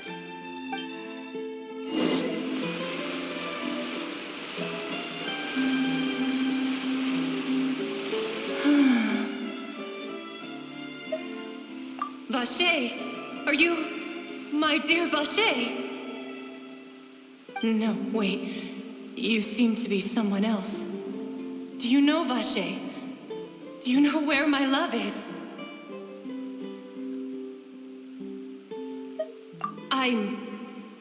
Wait. Who am I? I'm very sorry. I fear I do not know. My memories feel like they have been washed away like a flood. So many fragments dissolved amidst the tide, never to be recovered. How much have I lost? How many things that I once held dear while on land have I since forgotten? Yes, that is what I was once. But now, I am but the consciousness of one who is lost, therefore. I do not know how I came to be like this either. I only vaguely remember being covered in light blue water, and then all grew dim.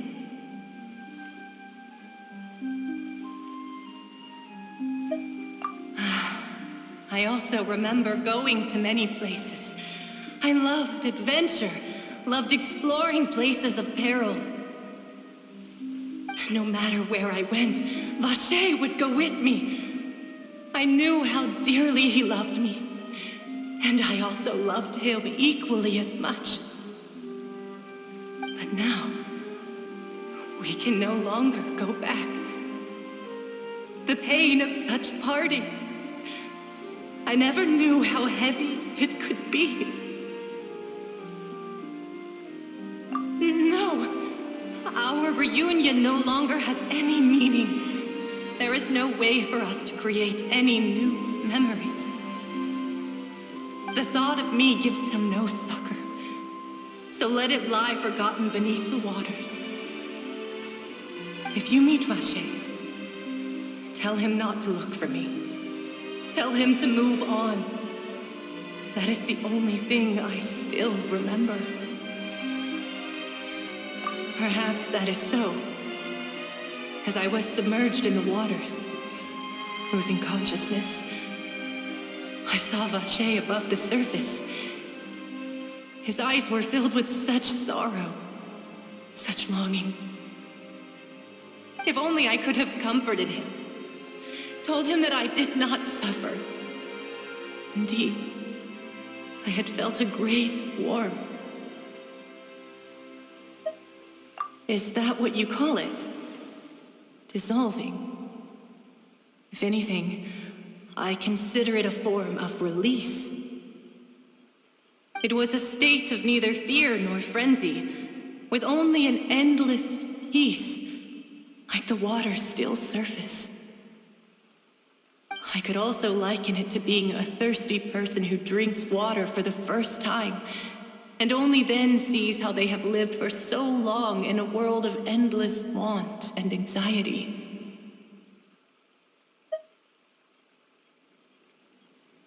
I think I hear your companion. It's time for you to go, I think.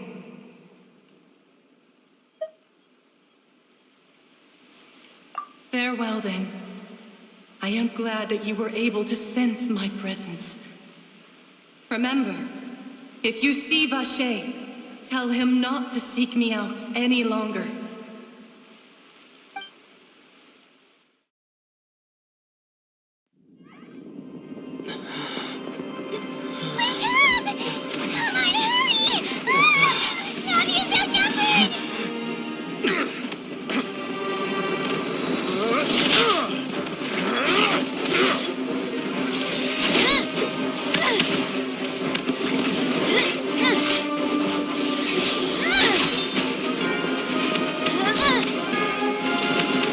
Look out!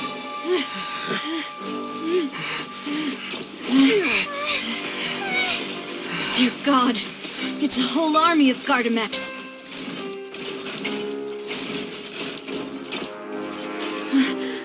Chlorand?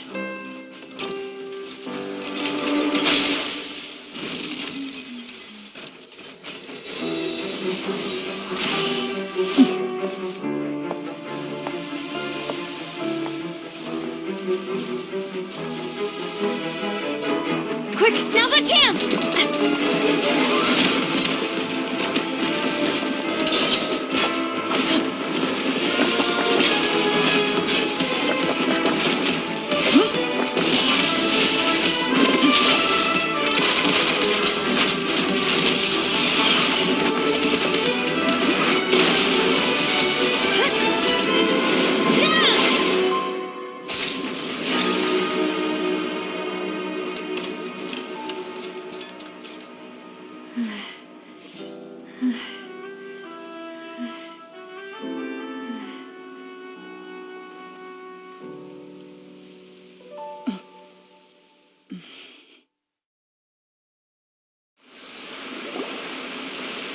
I should thank you for lending us your sword there, Chlorand. But before I do so, could you explain how you managed to show up here? I followed you. It seemed to me that danger has followed you more closely as of late. I believe that following someone without their knowledge is actually called stalking, is it not? Mr. Callus's last wish was for me to ensure your safety, and I will not betray his trust. He would do the same, were he alive today. Do not speak of my father! Sorry, demoiselle. I was not strong enough. Thank you for your aid, Miss Clorand, but do keep an eye out for your manner of speech. I believe we all wish to avoid unnecessary emotional harm. Sorry, I did not consider your feelings. Whatever. What else do you know? How did you come to the conclusion that I'd be in grave danger? I doubt I know much more than you, but I believe that the mastermind behind the serial disappearances is very powerful. Your performance tonight will almost certainly attract their attention. I'm sure they've known about me. To be honest, I'm shocked it's taken them this long to act against me. And what about these Gardamex? I thought only those associated with the Maison Gardiennage could control them. None of these mecha have serial numbers. I was sure to check a moment ago. They are not the ones used by the authorities to enforce the law. I can only conclude that some powerful or wealthy party must have obtained them via illegal means, deploying them as a private force of sorts. What? Your point being that they're out of Spina di Rosula's league, then? Yes. Be careful, and do not act rashly. I will continue investigating no matter what. We will bring the truth to light. That's my father's true last wish. Regardless, thank you for your help today, Clorand. But if you get any ideas, tell me first. I don't much appreciate being followed. I do not think that they'll strike again anytime soon. So I shall stop following you. Good day, all.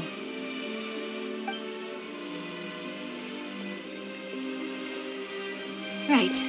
I suppose that's the best news we've gotten today.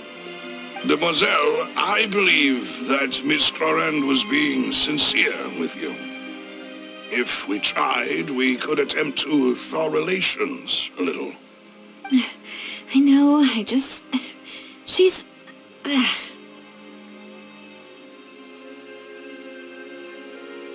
Oh, thank goodness! Paimon thought we were done for! Those Gardamex came out of nowhere while you were unconscious, and Nadia and her gang saved us!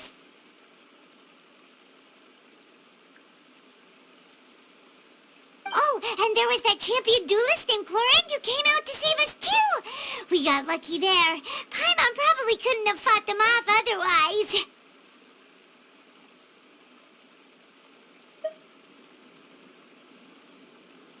Oh, come now. Forget all that polite talk. That wasn't really a farewell meal we had back there. Not for me, anyway. In truth, I hope that every meal we have together shall be a victory feast. As such, we're still partners. There's no need to thank me. It will take 50 years for me to match Demoiselle's magnanimity. If it were me, I would have joined the Spina di Rosula on account of her goodwill long ago. All right, you two. That's enough. Actually, Navia, how did you know that we were in danger? You sure did show up in the nick of time. Well, to be honest, you're the one who tipped us off, Paimon. Huh? Really? Paimon contributed somehow? Ooh, Paimon's even more amazing than she thought! Yes, all thanks to you grabbing my drink by mistake. How did that help? After we parted ways, I was on the way back to one of our bases when I suddenly thought of what you said. That the Fonta tasted kind of salty and icky.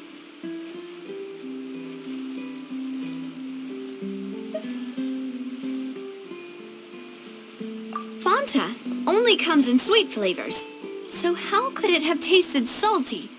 The color of the drink, if I recall, had also been a bit off. So the Fonta had been spiked with water from the primordial sea? Yes. So, if you hadn't drunk that cup for me... Spina di Rosula is preparing the grandest of awards for you as we speak for saving the boss. Huh. Really?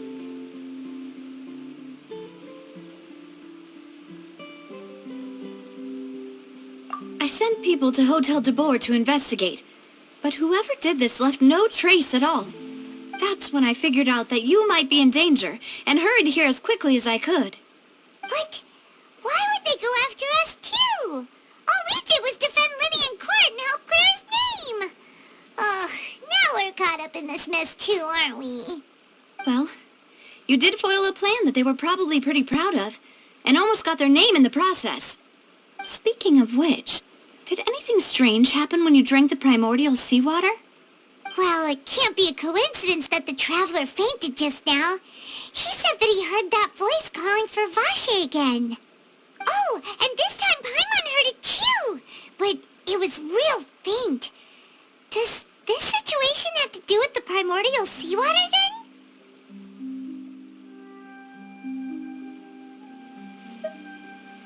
Does that mean the primordial seawater raises someone's sensitivity to hydro when it's used on people who are not from Fontaine? That doesn't sound like too much of a bad thing, to be honest. New intel? While you were out cold? Well, let's hear it, shall we?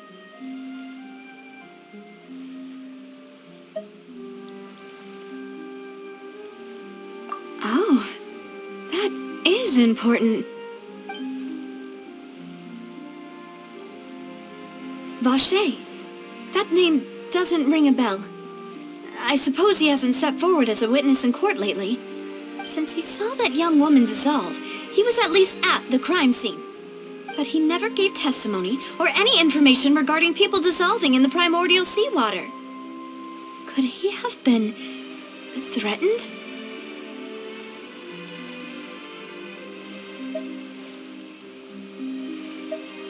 Yes, thank you.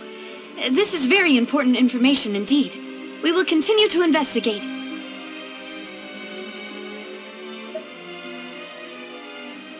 Oh, you mean you'll help us investigate? Well, you did say that our farewell meal didn't really count. That means we're still partners, right? And besides, we're in this now whether we like it or not. You're not gonna let those people who targeted us get off the hook so easily, are you, Traveler?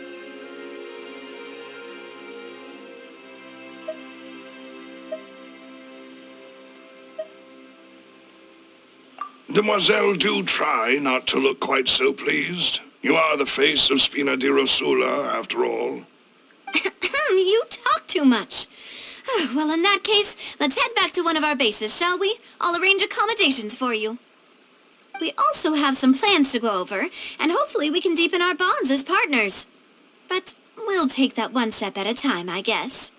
Don't worry, you two. With us around, our base is definitely secure.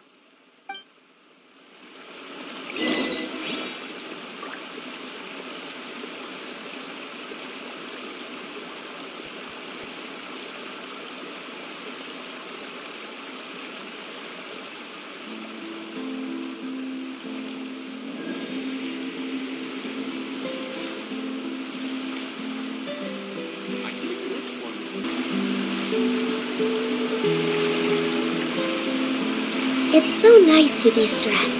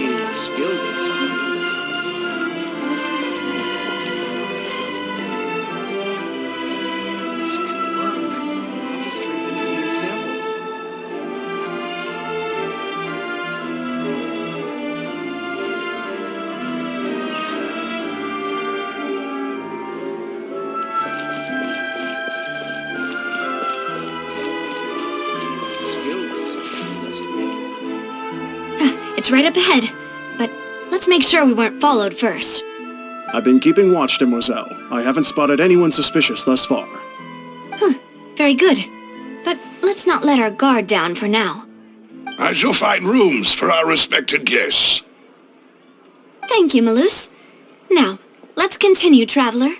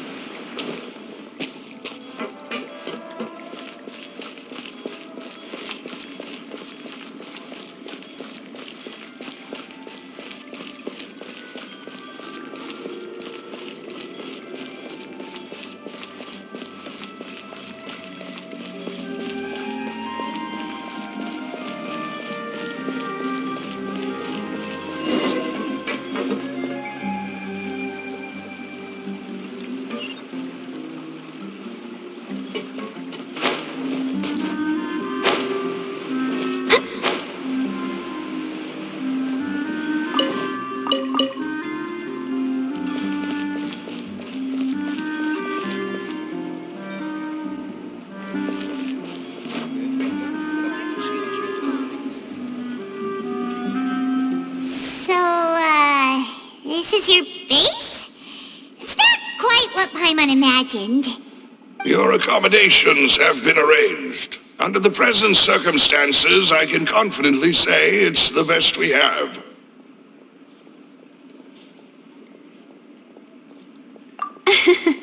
Well, our funds have been a little tight lately. After all, we don't allow illegal or unethical profiteering. In fact, our funds often come from citizenry who support us. Seems like it's tough times for everyone.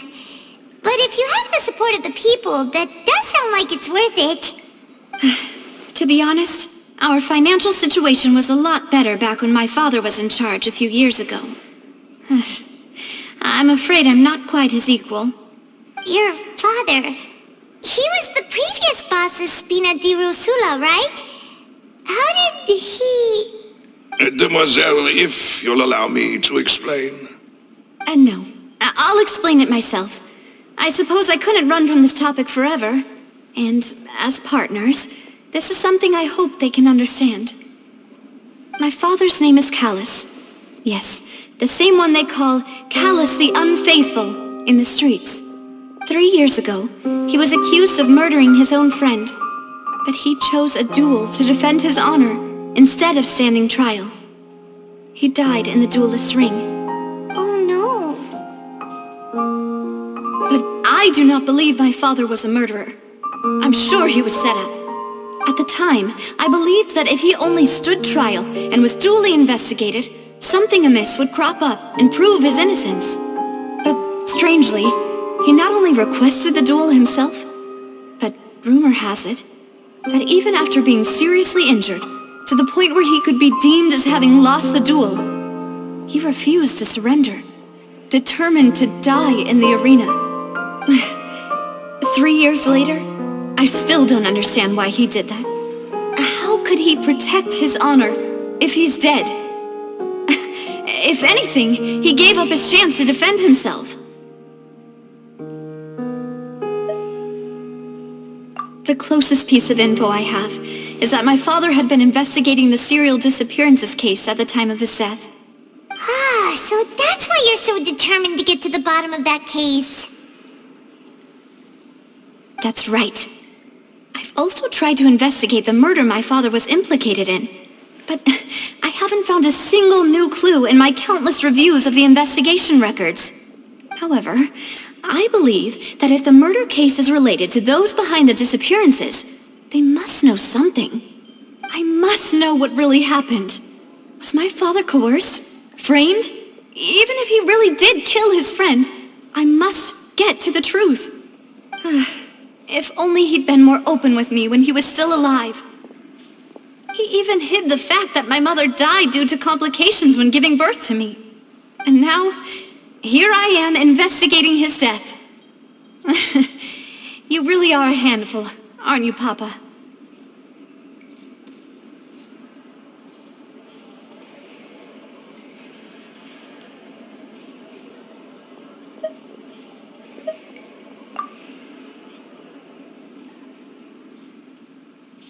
Demoiselle, please, if there is anything I can do, anything at all.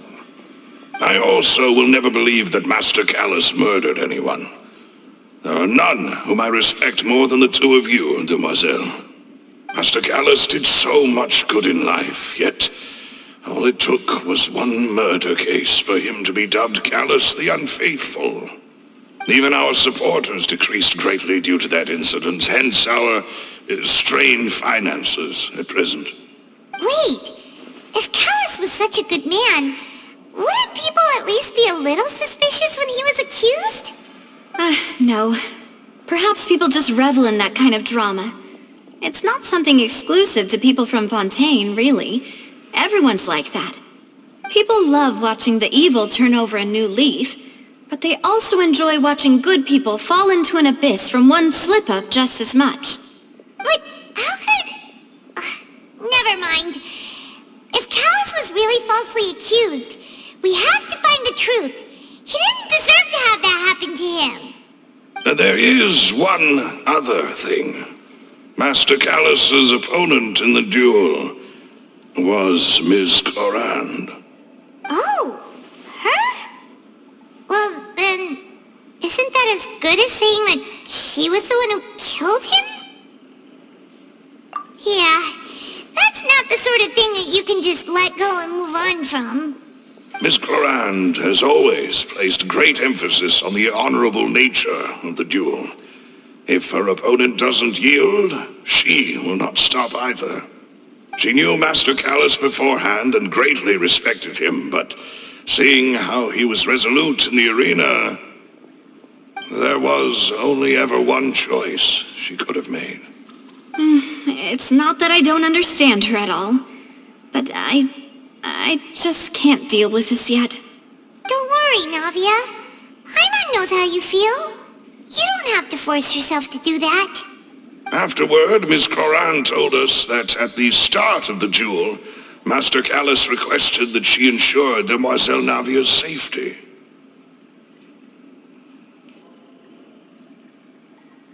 Yes, that is our understanding as well. Oh, Papa.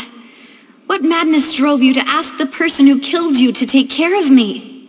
All right, anyway, that's the information I wanted to share with you. Even if it did sound like I was just complaining towards the end.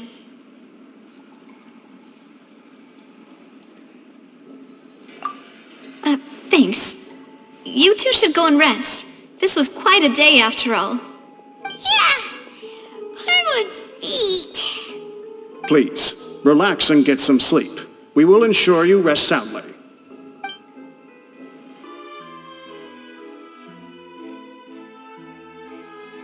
Should we?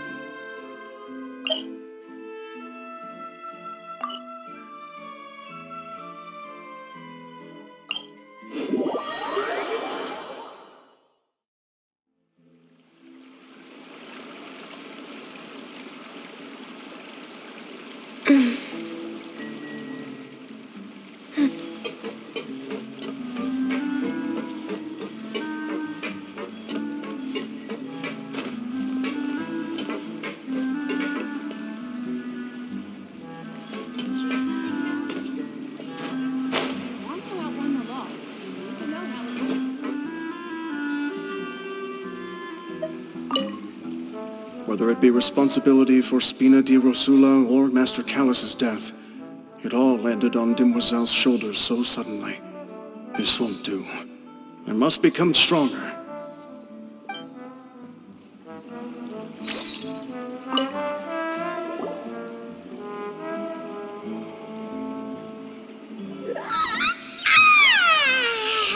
Paimon slept so well. This place feels almost too safe. Huh? Navia? Where did the other two go? I sent them back to Poisson. It's Spina de Rosula's place of origin, and where we have our headquarters. There's not much for them to do here at the moment. Paimon gets the feeling that you're just trying to get them off your back. But never mind that. When did you get back? Were you waiting here the whole time? No, I just returned after going out for a while. I did some investigating yesterday regarding the name Vacher. Wait, so you didn't sleep at all? How could I after having such critical new evidence appear? Guess Paimon wasn't speaking for everyone just now, huh? Unfortunately, this name seems to have been wiped from existence. It doesn't seem to have a match anywhere. I suspect that those behind this have already taken steps to hinder an investigation from this angle. But that does prove that this Vacher person is a key witness in the incident. Does that mean we're too late, though? No. There is one ray of hope. One place in Fontaine that they would find almost impossible to threaten, no matter how much they wanted to. And that is the archives kept by Chief Justice Neuvillette, a place where detailed files on all the cases in recent years are kept. If the Oceanette you met is one of the young women who went missing recently, we should be able to find some related information there. So Neuvillette maintains an archive of case files? Whew, guess that's the hard-working Chief Justice for you. In that case, let's go talk to him, shall we? Aren't you coming along, Navia? Did you get tired? No, it's nothing. Let's go see the Honorable Chief Justice.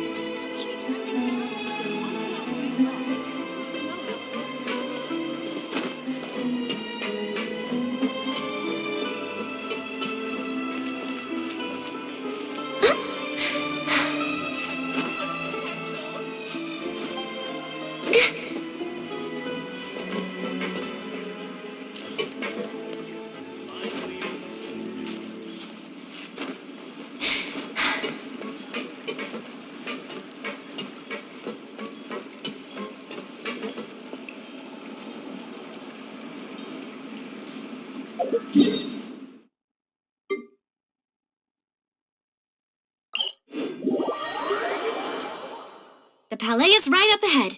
Come on.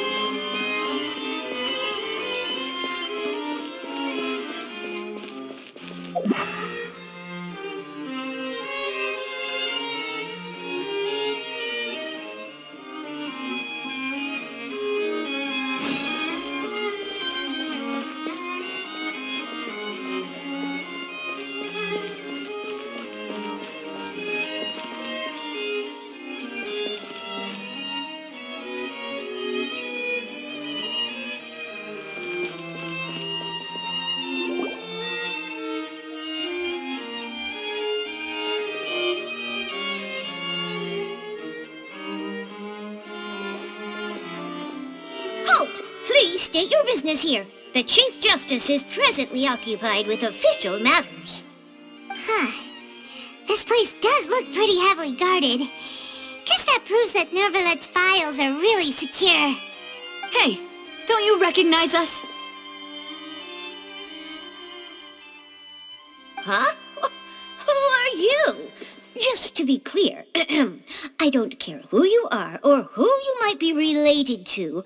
Our rules make no exceptions. See? They've got great discipline, too.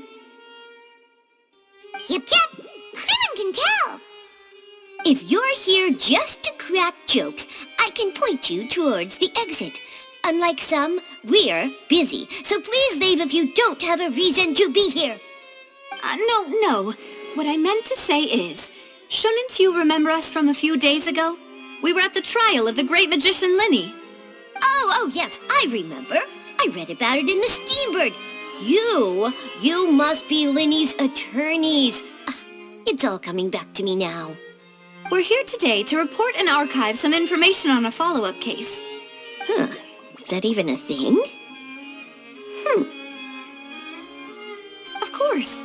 Don't worry. We're here on official business. You can trust us. All right then, I'll let you through. The Chief Justice is just inside. Thanks so much.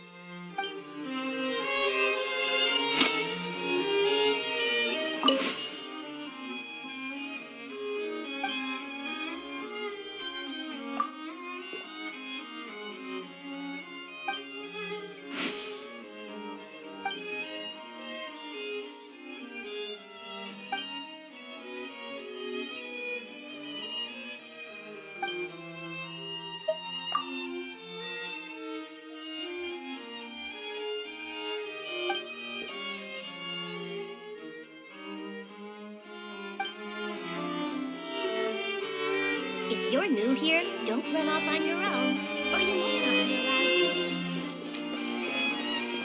The food in the cafeteria is excellent, if you're lucky enough to make it in.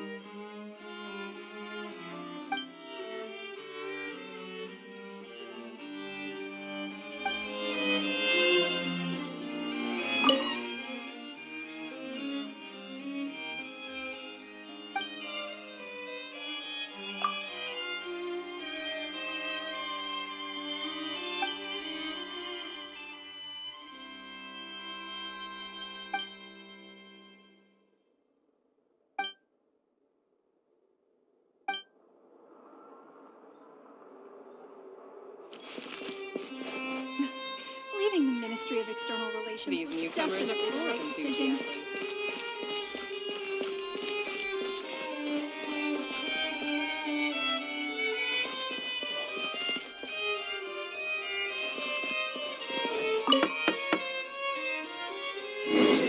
Please come in.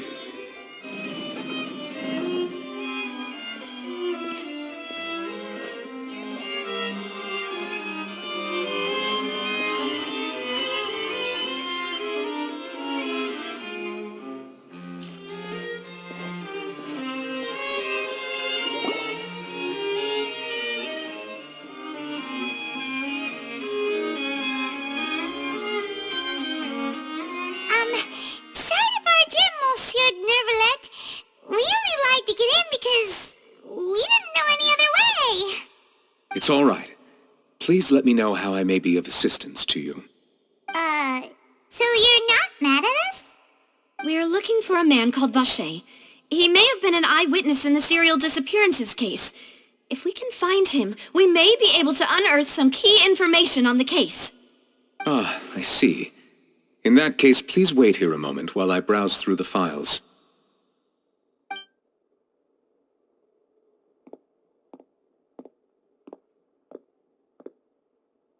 Who knew that Nervalet would be so easy to talk to?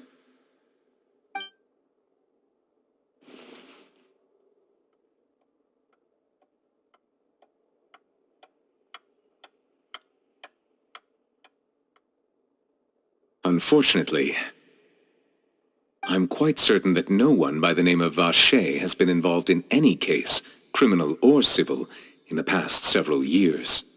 There are no records of him either in the files or in my memory.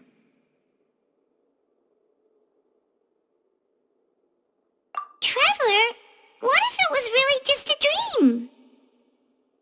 Is that so? All right then. Thank you so much, Monsieur Neuvillette.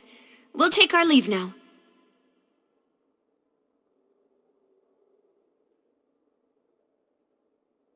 Ahem.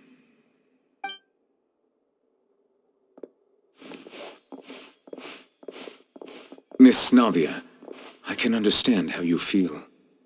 Your father, Callus, was a truly exceptional man. We deeply regret his passing.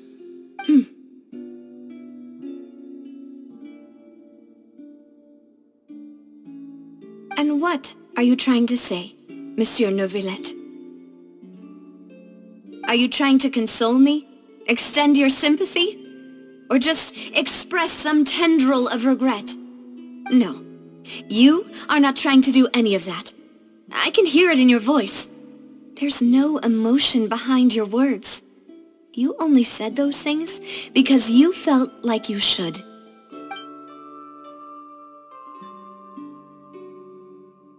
It's just like last time. After my father took his place in the duelist ring, I pushed through the guards to talk to you as a last resort. You even told me then that you thought there was something fishy with the case, yet you still allowed the duel to go ahead. In your eyes, the value of a human life is nothing compared to those cold laws you hold so dear. If you truly regret my father's death, then why didn't you call a stop to the duel? Why didn't you give me the power to stop him from throwing his life away? Why did you just let him die, despised and hated by all? Everything was hanging on a thread at that moment. Just the tiniest effort could have changed everything. There are still so many things I never got to tell him. So many questions he still owes me answers to. If you really have no heart, then just look me in the eyes. I, Navia, will show you the true meaning of regret. I'm sorry, Miss Navia. You and my father are truly alike. You keep all kinds of things in your heart and never say a word to anyone.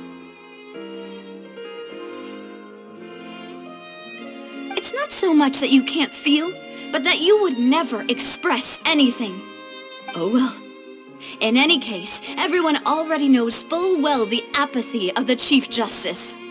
My apologies for taking my emotions out on you, Monsieur Chief Justice. Let's go, Traveler and Paimon.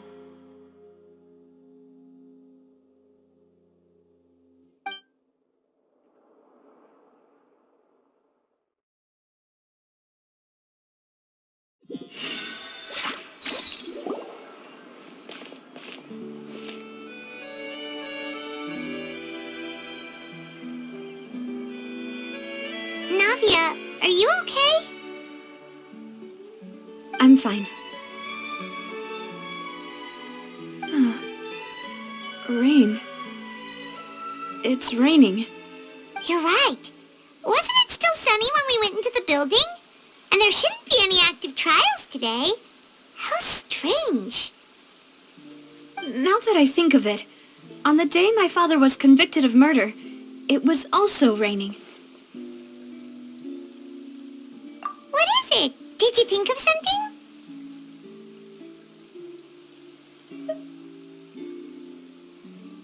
Yeah, he was outside. It was uncovered and the rain could fall there. Why? Do you think the rain could have affected the crime scene? That thought has occurred to us before.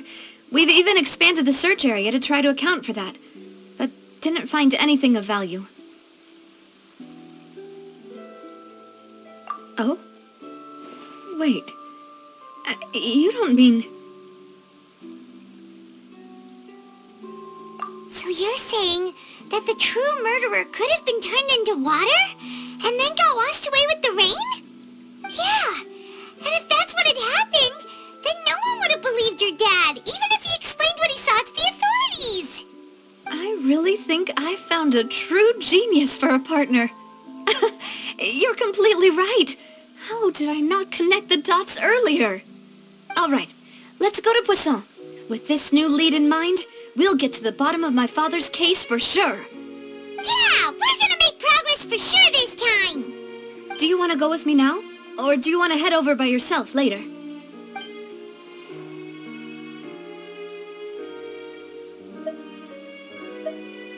Great. Let's go then.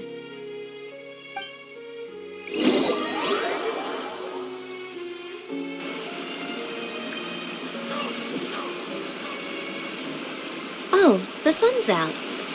When did that happen?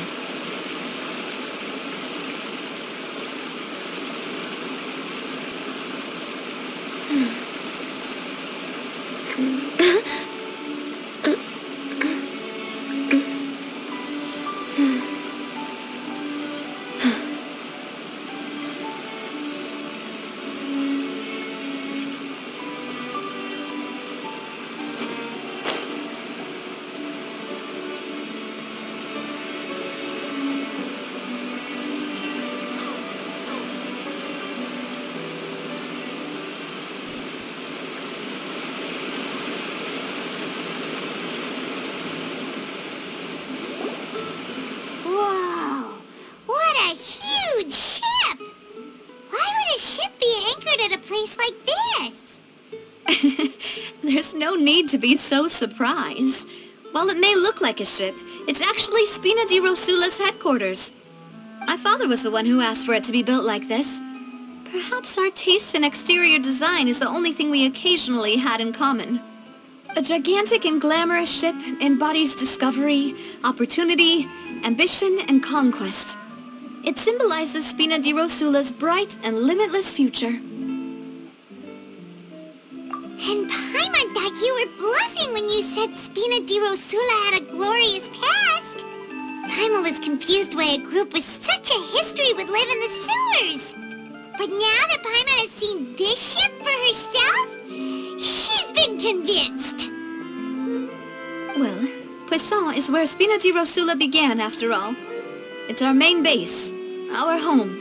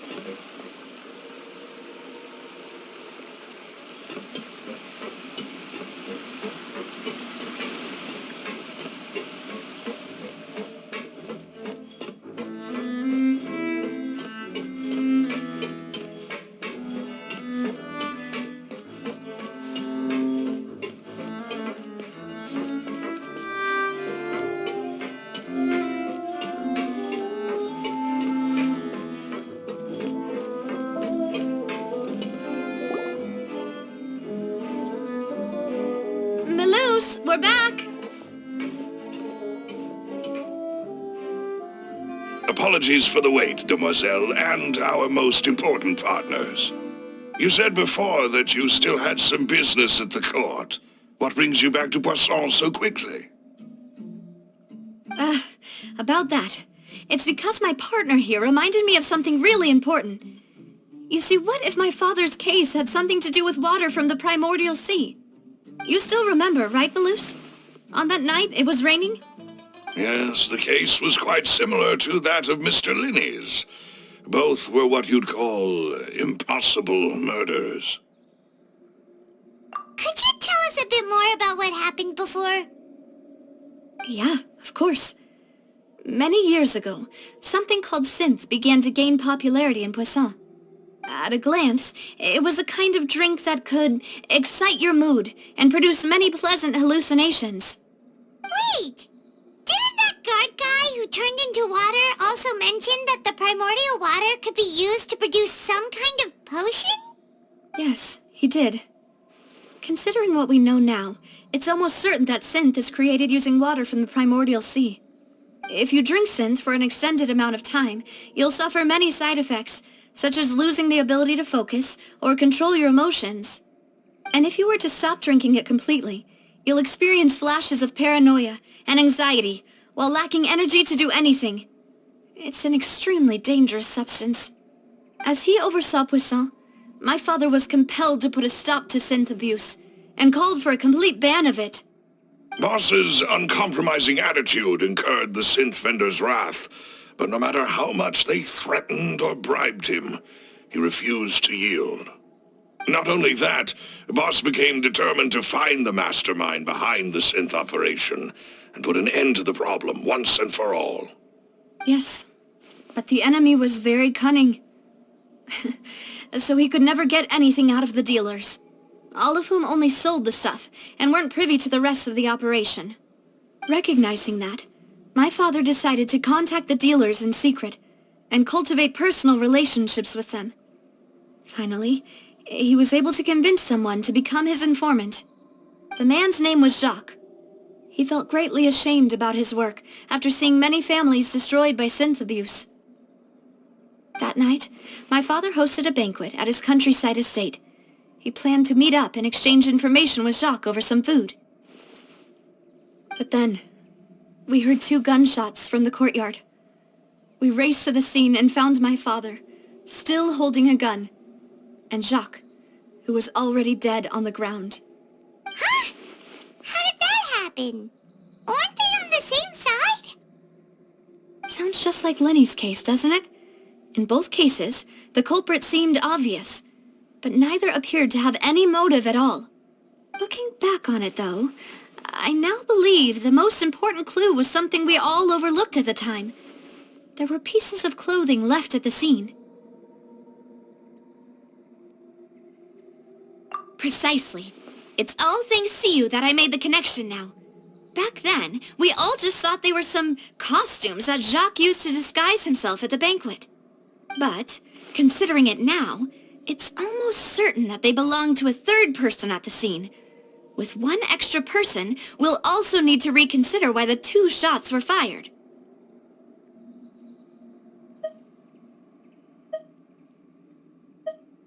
You're right. We still don't know what happened. But my intuition tells me that we're on the right track to figuring it all out. I'm finally headed towards the truth. Jacques was an empathetic man who was infinitely remorseful for his past actions. It's unlikely that he turned on Boss with 0 warning. I think this third person is probably the key to the full truth.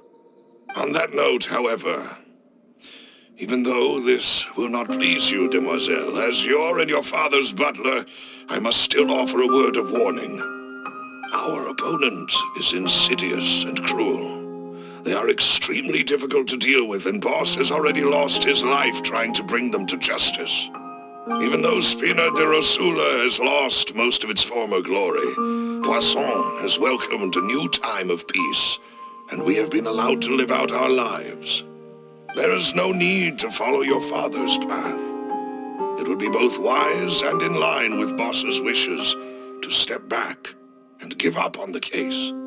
If that's indeed what he wished for, then he should have told me that himself.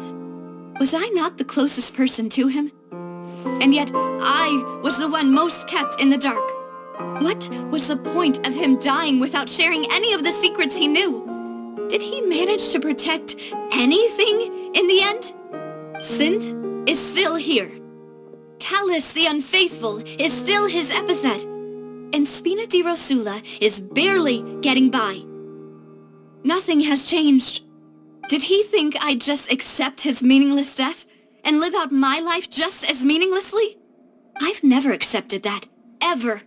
Not since that day, and certainly not now. I want to find out the real answer for everyone's sake. For the missing girls, for the victims, and for myself. Navia. This is indeed the best moment to act. Your partner appears to be quite reliable, and more importantly, Demoiselle, I think you're also ready to take this on. So you do know something else, Malus? Yes, I do. In fact, even before that banquet, Boss already knew of the connection between Synth and the serial disappearances case. But what drove all the tensions to the boiling point was the revelation that you, Demoiselle, had been selected as the next target to disappear. What? Boss also didn't tell you that he had been diagnosed with a rare illness. The doctors told him that he had no more than 5 years left to live, and the serial disappearances case caused him great anxiety. 5 years was nowhere near enough time to resolve this long-standing conflict, but once he passed away, all the danger would pass on to you. Knowing all of this, he decided to use one final intimidation tactic before his death. He claimed to have already gotten his hands on some key incriminating evidence for the other side, and even told some members of Spina di Rosula about the details. But as long as you remained safe, he would not share the evidence with the public. If something were to happen to you, then he and all those he told would immediately expose all they knew about Synth and the disappeared victims. Right, so nobody would be able to get off scot-free. As we've seen, Boss's tactic has worked. Even though Boss has been gone for a long time, the other side has not tried to take Demoiselle's life. No, I don't believe it. He never appeared to look sick to me. No father wants their daughter to see them weak and haggard, especially someone as proud as Boss. To him, dying in a duel and suffering lasting dishonor as the unfaithful were still far preferable than losing face in front of his daughter. So he chose to die in silence, so that he could protect me. I'm afraid you're not understanding this correctly, Demoiselle. What Boss wanted to hand to you was not a parasol, but a sword. If Boss's spirit could hear you telling me that you want to find the answer for the sake of everyone involved, I'm sure he'd be extremely proud. That fool. Couldn't he have just given it to me straight? No. He might have set up everything precisely because he never thought I'd be able to understand him. Is that the amount of confidence he had in me? And what if I was never able to make it to where I am now? Yeah. I suppose that's true.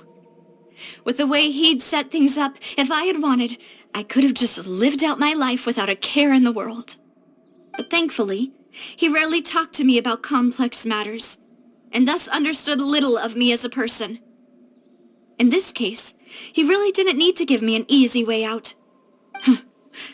Malus, what was the key evidence that he shared with you? It's the location where Synth is produced. Essentially, it's the enemy's headquarters. When he was threatening the enemy, Boss didn't share the specifics of the incriminating evidence he found. But if you want to use it against the enemy, you'll still have to take several things into consideration. Why? If we know where the place is, can't we just go storming in? You mustn't forget that we're fighting against a mysterious and dangerous organization that's been in operation for decades. There's no telling what might be lying in wait at their headquarters. We also have no idea what kind of evidence we may be able to find inside, nor what people we may be able to capture. But a single visit to their headquarters would be tantamount to a formal declaration of war. The worst case would be that we leave empty-handed, but also open ourselves up to full retaliation. Then, in that case, why not work with the Fontaine authorities? Well, you saw one of them dissolve during Mr. Linney's case. We have no idea just how thoroughly they may have been infiltrated. Huh. That's true. Seems my father really had no choice. But things are different now. It should be a lot easier to prove the other side's guilt, now that we've connected Synth with the disappearances case. You sound like you've put a lot of thought into this, Maloose. I am the butler, after all. I live but to serve the boss and Demoiselle's will. I've always been willing to take on any kind of risk for your sake. But considering my relative lack of ability, I've spent my time keeping secrets, performing basic investigations, and waiting for the right time to come. Thank you for all of that, Maloose. Have you discovered anything new in the past few years? Let me think.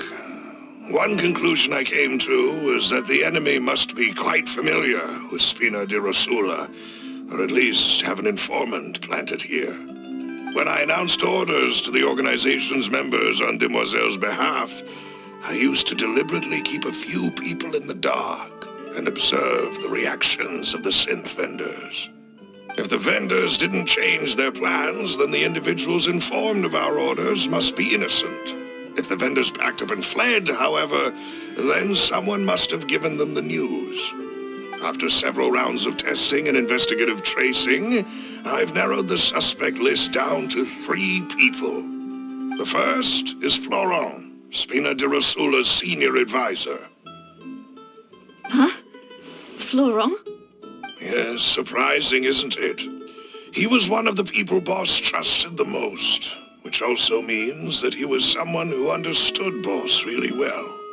Thanks to his position within Boss's innermost circle, he always knew our upcoming plans and could thus avoid capture this whole time. There's someone else like him too. Marcel, the head of Confrérie of Cabrières. Uncle Marcel. It's a guild in Poisson. Boss helped it to grow to its current size and prominence. In the beginning, they were only reselling some daily goods, but now they're one of the richest guilds around with a lot of business connections in the city. So, they're like a sister organization of Spina di Rosula? Yes, you can say that. When we were fighting against the synth dealers, they provided us with plenty of support. It's a bit difficult to imagine someone using their own money to hunt down themselves. The final suspect is Thierry, the man responsible for coordinating information between Spina di Rosula and the guards. Although the guards mostly leave us to our own devices, there are still many activities we have to report to the local authorities. Since Thierry is always in the know about our current activities, he could theoretically always plan one step ahead. I see.